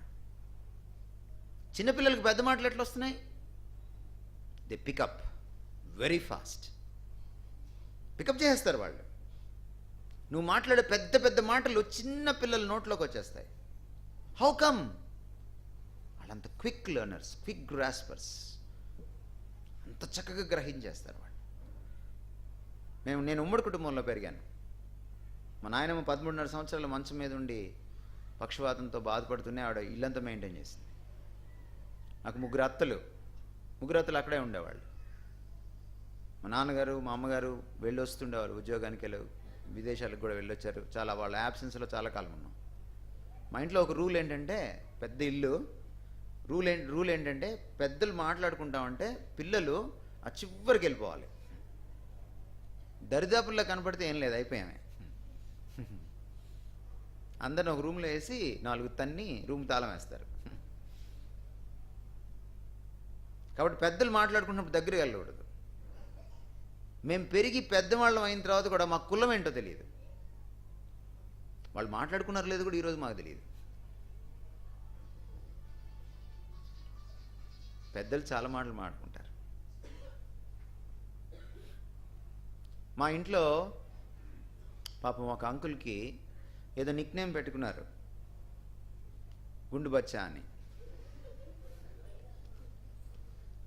మా కజిన్ ఒక అమ్మాయి ఉంది, చాలా క్విక్ గ్రాస్పర్. ఎట్లా పట్టేసిందో, ఎటు తిరుగుతా ఎటు వెళ్తా పట్టేసిందో, ఈ రూల్ అధిగమించేసి మొత్తానికి పట్టేసింది. ఆ అంకుల్ని అలా పిలుస్తారని. ఒకరోజు ఆ అంకుల్ వచ్చారు. అంకుల్ మీరే కదా గుండు బచ్చా అంటే అంది. వెంటనే వీళ్ళందరూ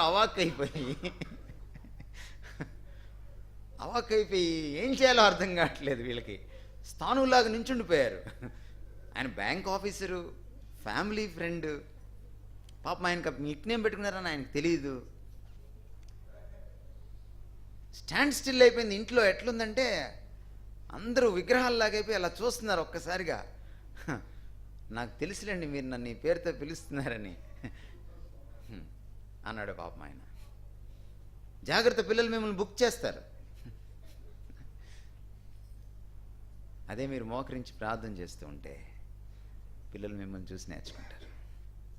పిల్లలకి నేర్పించకండి, చూపించండి, వాళ్ళే నేర్చుకుంటారు. ఏం చూస్తారో అది నేర్చుకుంటారు. Set an example. 5వ విషయం, help your child discern what he watches or listens or reads, because eye is so powerful. కన్ను చాలా చాలా ప్రాముఖ్యమైంది దేహంలో. కంటి ద్వారా లోపలికి వెళ్ళే విషయాలు మనిషిని బాగైనా చేస్తాయి, నాశనమైనా చేస్తాయి.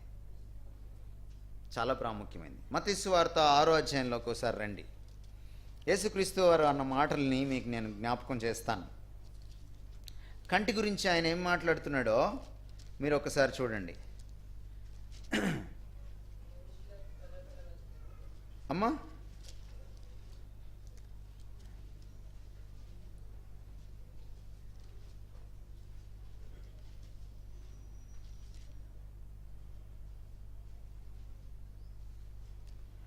ఇరవై 22 చదువుతారా ఒకసారి? దేహమునకు దీపము కన్నే గనుక నీ కన్ను తేటగా ఉండినెడల నీ దేహమంతయు వెలుగుమయమై ఉండును. నీ కన్ను చెడినదైతే దేహమంతయు చీకటిమయమై ఉండును. నీలోనున్న వెలుగు చీకటియే ఉండినెడల ఆ చీకటి ఎంతో గొప్పది. ఏమంటున్నాడు? దేహమునకు దీపము కన్ను. పిల్లలు ఏం చూస్తున్నారు, అది చాలా ఇంపార్టెంట్. ఈరోజు చూడడం ఎక్కువైంది కదా. ఒకప్పుడు టీవీయే చూడాలి, లేకపోతే ఎక్కడికో వెళ్ళి చూడాలి. ఇప్పుడు అలా కాదు, సెల్ ఫోన్లో కూడా చూసేయచ్చు. అందుకనే మీ సెల్ ఫోన్కి లాక్ ఉండాలి. సెల్ ఫోన్ ఎప్పుడు పట్టుకోవాలో ఎప్పుడు పట్టుకోకూడదో మీ పిల్లవాడికి ఒక క్రమశిక్షణ ఉండాలి. లేకపోతే అసలు మీరే వాడబాకండి సెల్ ఫోన్. సపోజ్ మీ పిల్లల్ని మీరు కంట్రోల్ చేయలేకపోతున్నారు అనుకోండి, మీరు డబ్బా ఫోన్ ఉంటుంది చూసారా, ఏది టచ్ స్క్రీన్ లేకుండా, మీరు ఆండ్రాయిడ్ వాడకూడదు, బండ్రాయిడ్ వాడాలి. ఎందుకని? మీ దగ్గర ఆ న్యాక్ లేదు, కంట్రోల్ చేసే న్యాక్ మీ దగ్గర లేదు. Better you don't use Android. అప్పుడు పిల్లలకు కూడా అమ్మా నాన్న దగ్గర లేదురా అనుకుంటారు, సరే పెట్టుకుంటాడు, లేదా కంట్రోల్ వచ్చేయండి. అది చాలా ఇంపార్టెంట్. ఎందుకంటే కంటి ద్వారా లోపలికి వెళ్ళే విషయాలు ఎప్పటికీ జ్ఞాపకం ఉండిపోతాయి. మన బ్రెయిన్లో మనకు 5 సెన్సెస్ ఉన్నాయి, బయట 5 ఇంద్రియాలు కదా.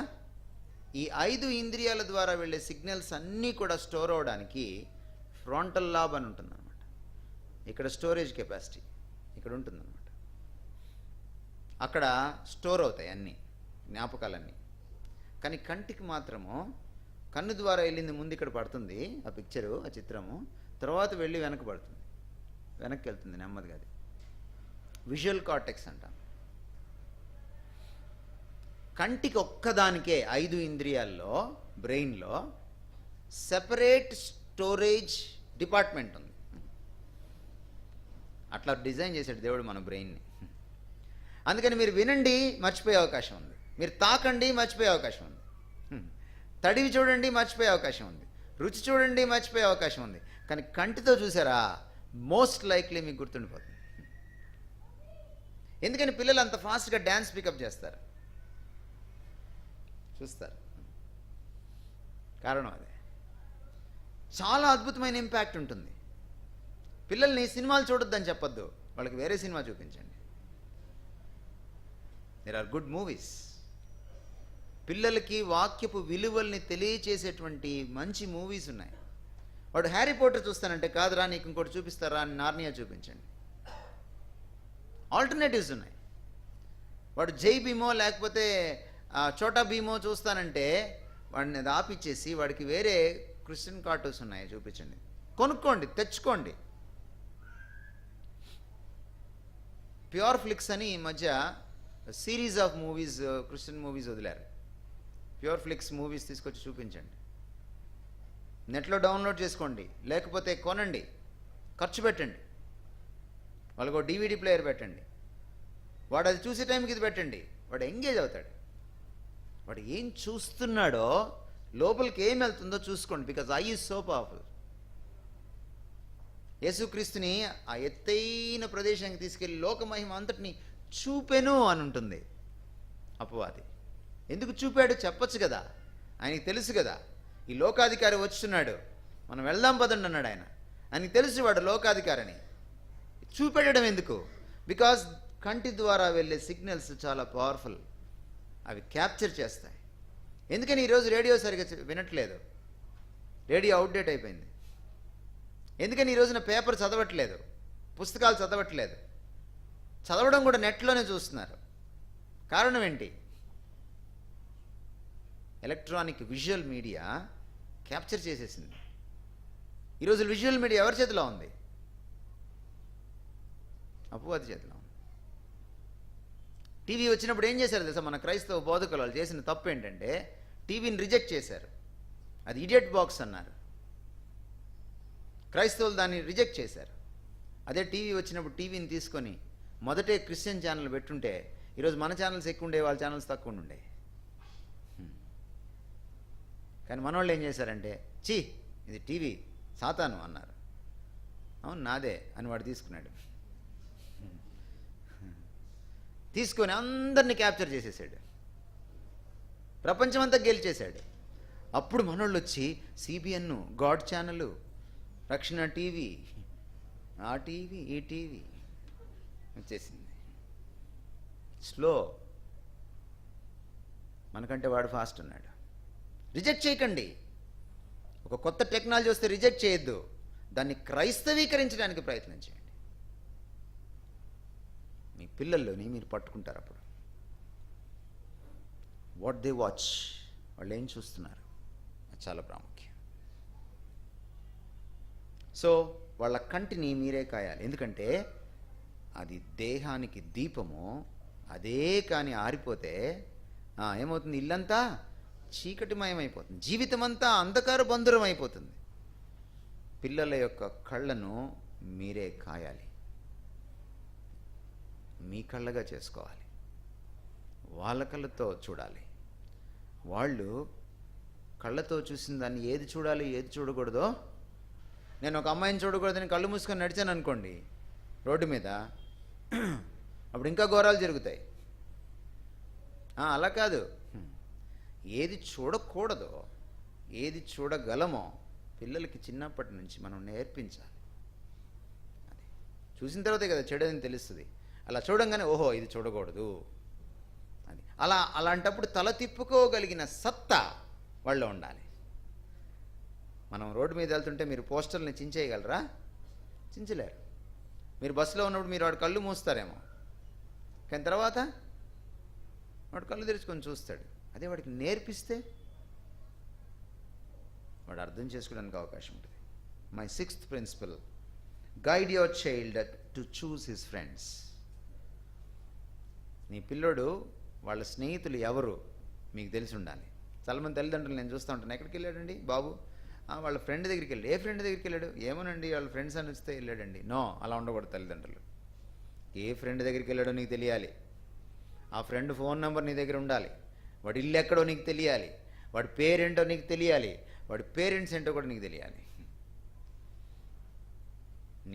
నీ పిల్లలు ఏ ఫ్రెండ్స్ని చూస్ చేసుకుంటున్నారో అది చాలా చాలా అవసరము. సామెతలు 22:24. కోపచిత్తులతో సహవాసము చేయకుము, క్రోధము గల వారితో పరిచయము కలిగి ఉండకుము. చూసారా? వాడికెట్ట తెలుస్తుంది? వాడు కోపచిత్తుడని, క్రోధం కలిగిన వాడని ఎట్లా తెలుస్తుంది? పిల్లలకు తెలియదు. You have to tell them. అడగాలి, అరే మీ ఫ్రెండ్స్ ఎవరు మీ మాట్లాడింది నీతోటి, ఎవరు మాట్లాడుతున్నారు, మీ ఫ్రెండ్స్ పేర్లు, వాళ్ళ ఫ్రెండ్స్ పేర్లని మీకు తెలియాలి. Very important. ఈ మధ్య అంతకుముందు వెరిటాస్కి వచ్చేటువంటి ఒక ఆవిడ నాకు నెల్లూరులో కలిశారు. ఆవిడ ఈ మధ్య రావడం మానేశారు. ఏంటంటే వాళ్ళ అబ్బాయికి ఒక కేసులో ఇరుక్కున్నాడు. చాలా ఘోరమైన విషయం. ఆ తల్లిని చూస్తే నాకు చాలా బాధ వేసింది. సగం అయిపోయింది ఆవిడ. అంతకుముందున్న మనిషి సగం తగ్గిపోయింది. ఏంటి అని అంటే అతను ఏం చేశాడు, వాళ్ళ ఫ్రెండ్స్తో కలిసి ఒక కారు ఎక్కాడు. ఇద్దరు ఫ్రెండ్స్ కారు నడుపుతున్నారు, వీడు కూడా కారు ఎక్కాడు. ఇంకొక ఫ్రెండ్ ఎక్కాడు, వాళ్ళ అబ్బాయి కూడా ఎక్కాడు. ఆ అబ్బాయి ఉన్న వాళ్ళ ఫాదర్కిను ఆ ముందున్న ఫ్రెండ్స్కి ఏదో డబ్బుల దగ్గర తగాదా ఉంది. ఇక్కడి దాకే కదా వెళ్తున్నాము అని ఎక్కాడు. నేను దారిలో దిగిపోతాను కదా అనుకున్నాడు. దారిలో ఎక్కడ నిర్జన ప్రదేశంలో ఆపేశారు. ఈ పిల్లాడు ఒక నాన్నని చంపేశారు వాళ్ళు, ఇటుకల్ ఎదురుగానే. ఆ పిల్లోడిని కూడా చంపాలనుకున్నారు సాక్ష్యం లేకుండా చేయడానికి. అయితే ఎవరికో జాలి కలిగింది, వద్దురా అని వదిలేశారు. లాయర్ని పెట్టుకున్నారు, బెయిల్ తెచ్చుకున్నారు. చాలా కాలం కేసు నడిచింది. ఏం కాదు అని చెప్పుకుంటూ వచ్చాడు లాయరు, మీకేం శిక్ష పడదు అని చెప్పుకుంటూ వచ్చాడు. తీరా కోర్టు అంటే 2-3 సంవత్సరాలు అవుతుంది కదా. ఈలో పిల్లోడు ఎదిగాడు. వాడు బోన్లో నుంచొని సాక్ష్యం చెప్పాడు. ఎవరెవరు ఉన్నారా ఆ రోజు, ఇక ఆ అంకుల్ ఉన్నాడు, ఆ అంకుల్ ఉన్నాడని ఈ అంకుల్ పేరు కూడా చెప్పాడు. జైలుకి వెళ్ళిపోయాడు. స్నేహం ఉత్త పుణ్యానికి. కారు ఎక్కి దారిలో దిగుదామని అందరూ ఒక చర్చి వాళ్ళే, అందరూ ఒక చర్చి పిల్లలే. సో పిల్లలు ఎవరితో స్నేహం చేస్తున్నారు మీకు తెలియాలి. That's very important. 18:24 సామెతల గ్రంథం. బహుమంది చెలికాళ్ళు గలవాడు నష్టపడును. ఉమ్. సహోదరుని కంచెలో ఎక్కువగా హత్యను స్నేహితుడు కలడు. అమ్మా, అర్థమైందా మీకు ఆ వచనం? మళ్ళీ చదువుతారమ్మా. బహుమంది చెలికాళ్ళు గలవాడు నష్టపడును. ఉమ్. సహోదరుని కంచెలో ఎక్కువగా హత్యను స్నేహితుడు కలడు. సో స్నేహితుల్లో రకాలు ఉన్నారు. ఒకడు సహోదరుడి కంటే గొప్పగా ఉంటాడు, తోబుట్టు కంటే గొప్పగా ప్రేమిస్తాడు. కొంతమందికి ఉంటారు వాడికి ఫ్రెండ్సే ఫ్రెండ్స్. ఎక్కువ మంది ఫ్రెండ్స్ ఉంటే విస్తారమైన మాటల్లో దోషం ఉన్నట్టే. ఎక్కువ మంది ఫ్రెండ్స్ ఉన్నోడి దగ్గర జాగ్రత్తగా ఉండాలి. వాడికి రకరకాల ఫ్రెండ్స్ అనుకోండి, మీ వాడు ఒక రకం అవ్వకూడదు. అదే. So know your child's friends, your sons and daughters friends. ఎక్కడికి వెళ్తున్నారు వాళ్ళు, వాళ్ళ అలవాట్లు ఏంటి, చాలా ఇంపార్టెంట్. ఎందుకంటే ఫ్రెండ్స్ యొక్క వాళ్ళ ఇన్ఫ్లుయెన్స్, వాళ్ళ ఇంపాక్ట్ చాలా ఉంటుంది. ఒక క్యారెక్టర్ మౌల్డింగ్లో, ఒకటి క్యారెక్టర్ ఏర్పరచడంలో, చెలికాడి ఒక స్నేహితురాలి లేకపోతే చెలికెత్తే యొక్క ఇన్ఫ్లుయెన్స్, ప్రభావం చాలా ఎక్కువగా ఉంటుంది. ఇనుముకి వివేకం పుట్టించినట్లు ఒక స్నేహితుడు ఇంకో స్నేహితుడికి వివేకం పుట్టించిన నెగిటివ్స్ కూడా ఉంటాయి. సో అందుకని మీ పిల్లలకి నేర్పించండి ఎలాంటి ఫ్రెండ్స్ని చూస్ చేసుకోవాలి. అది చాలా ప్రాముఖ్యం. కొన్నిసార్లు వాళ్ళు తప్పు చేస్తారు, వీడిని బుక్ చేస్తారు. కొన్నిసార్లు వాళ్ళు తప్పు చేస్తారు, వాళ్ళు బుక్ అవుతారు, వీడు కూడా బుక్ అవుతాడు. చాలాసార్లు మీ పిల్లల బిహేవియర్ మారిపోతూ ఉంటుంది. కొన్నిసార్లు ఒక స్కూల్ నుంచి ఇంకో స్కూల్కి వేసిన తర్వాత బిహేవియర్ మారుతుంది అనుకోండి, మీరు ఏం చేయాలి? ఇమీడియట్గా స్కూల్ మార్చేయాలి. స్కూల్ మార్చేస్తే ఏమవుతుంది? స్నేహితులు మారుతారు. మేబీ స్కూల్ తప్పై ఉండకపోవచ్చు, మేబీ టీచర్స్ తప్పై ఉండకపోవచ్చు, మేబీ సహవాస దోషం అయి ఉండొచ్చు. కనిపెట్టాలి. పనుంది, పేరెంట్స్కి పనుంది. దౌర్భాగ్యం ఏంటంటే ఈ రోజుల్లో పిల్లల్ని కనిపడేస్తున్నారు. అది దౌర్భాగ్యం. గుర్తుపెట్టుకోండి పేరెంట్స్, మీకు మళ్ళీ చెప్తున్నాను, పిల్లల్ని కనాలనుకుంటేనే పెళ్లి చేసుకోండి, లేకపోతే నా అలాగ ఉండుకోండి అంతే. లేదా పిల్లల్ని కనబాకండి అంతే. పెళ్ళి అంటే శారీరక కోరికలు తీర్చుకోవడానికి కాదు. ఈ భూమి మీద దేవుడి ఉద్దేశాలను నెరవేర్చడం కోసం నువ్వు పెళ్లి చేసుకుంటావు. మీరు ఫలించి ఏం చేయాలి? అభివృద్ధి పొంది తర్వాత ఏం చేయాలి? విస్తరించి భూమిని నిండించి దాన్ని స్వాధీనం చేసుకోవాలి. అందుకు మీరు పెళ్లి చేసుకోవాల్సింది.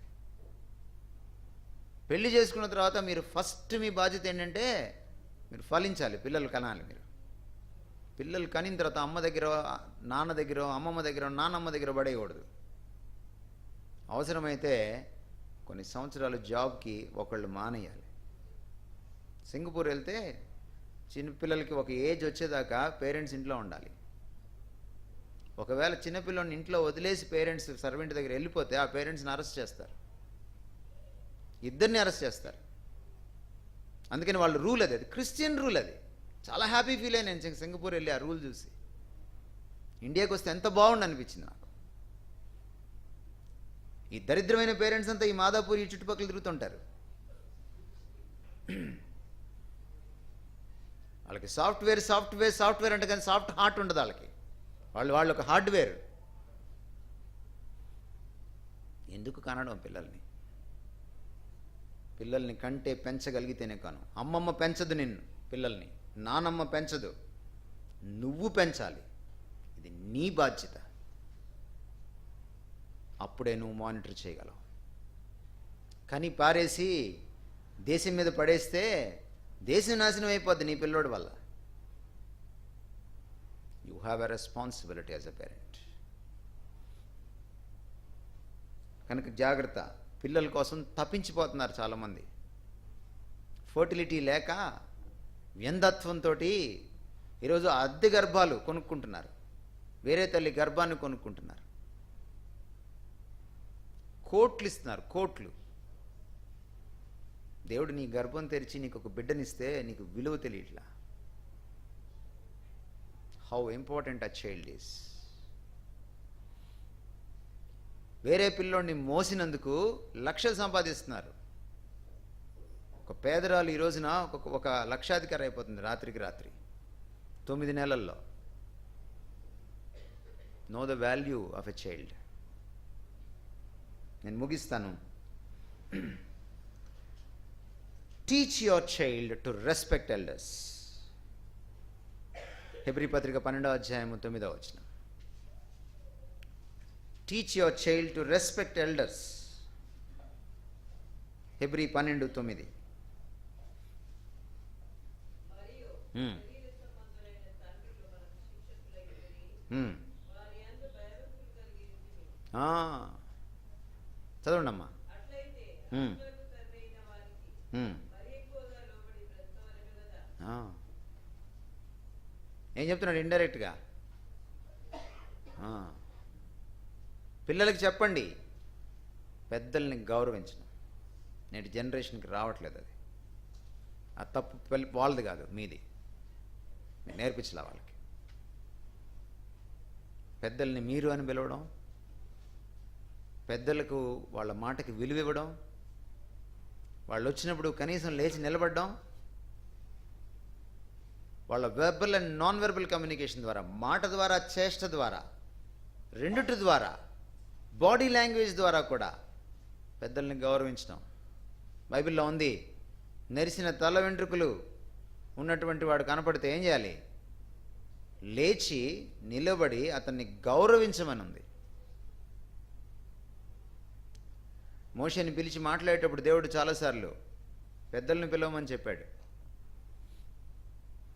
There is a place for elders in the Bible. మీకు కొన్ని ఆశ్చర్యకరమైన వచనాలు నేను చూపిస్తాను నేను ముగించక ముందు. ద్వితీయోపదేశకాండం 28వ అధ్యాయం 50వ వచనం. ద్వితీయోపదేశకాండం 28వ అధ్యాయం 50వ వచనం.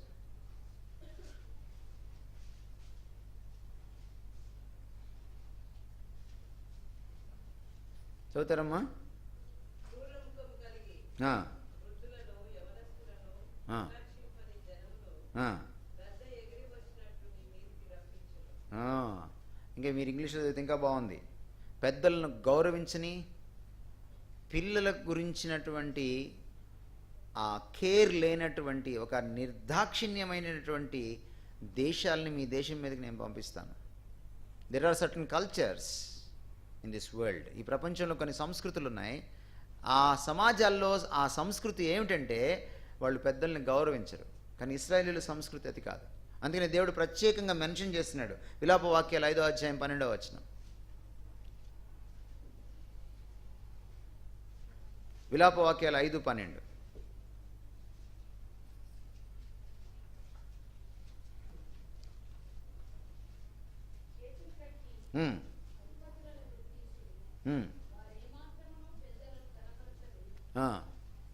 వారు ఏమాత్రమును పెద్దలను గణపరచరు.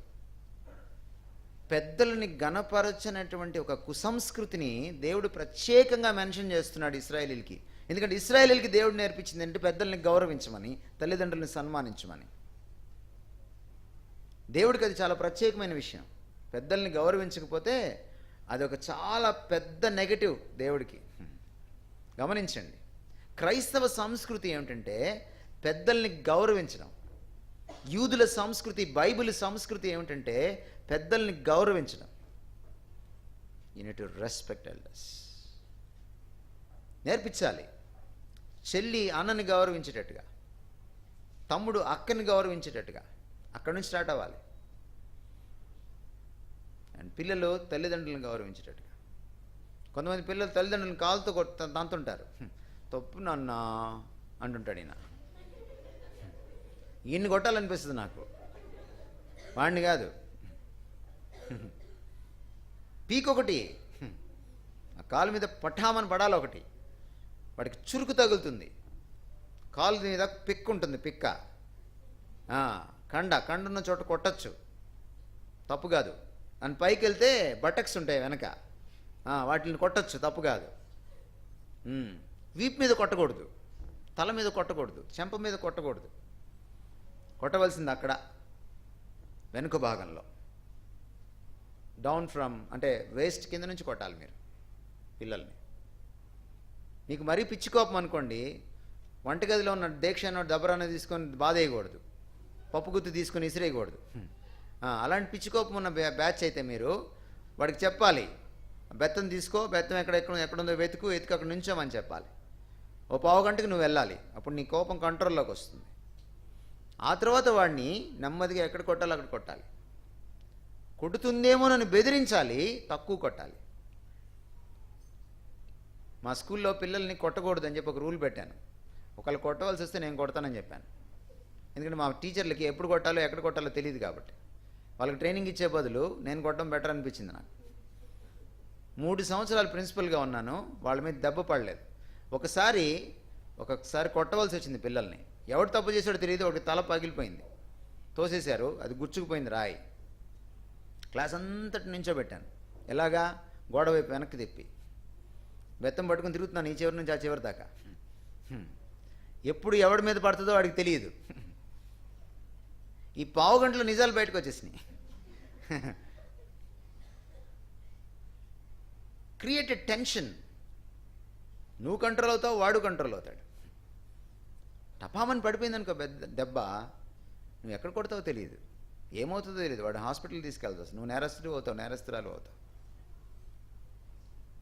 అంతేకాదు, అలా కొట్టడం మొదలు పెడితే కొంతకాలంకి అమ్మాయి కదా కొట్టేది, మనకి అలవాటే అనుకుంటాడు వాడు. వాడికి దెబ్బ అంటే భయం రావాలి.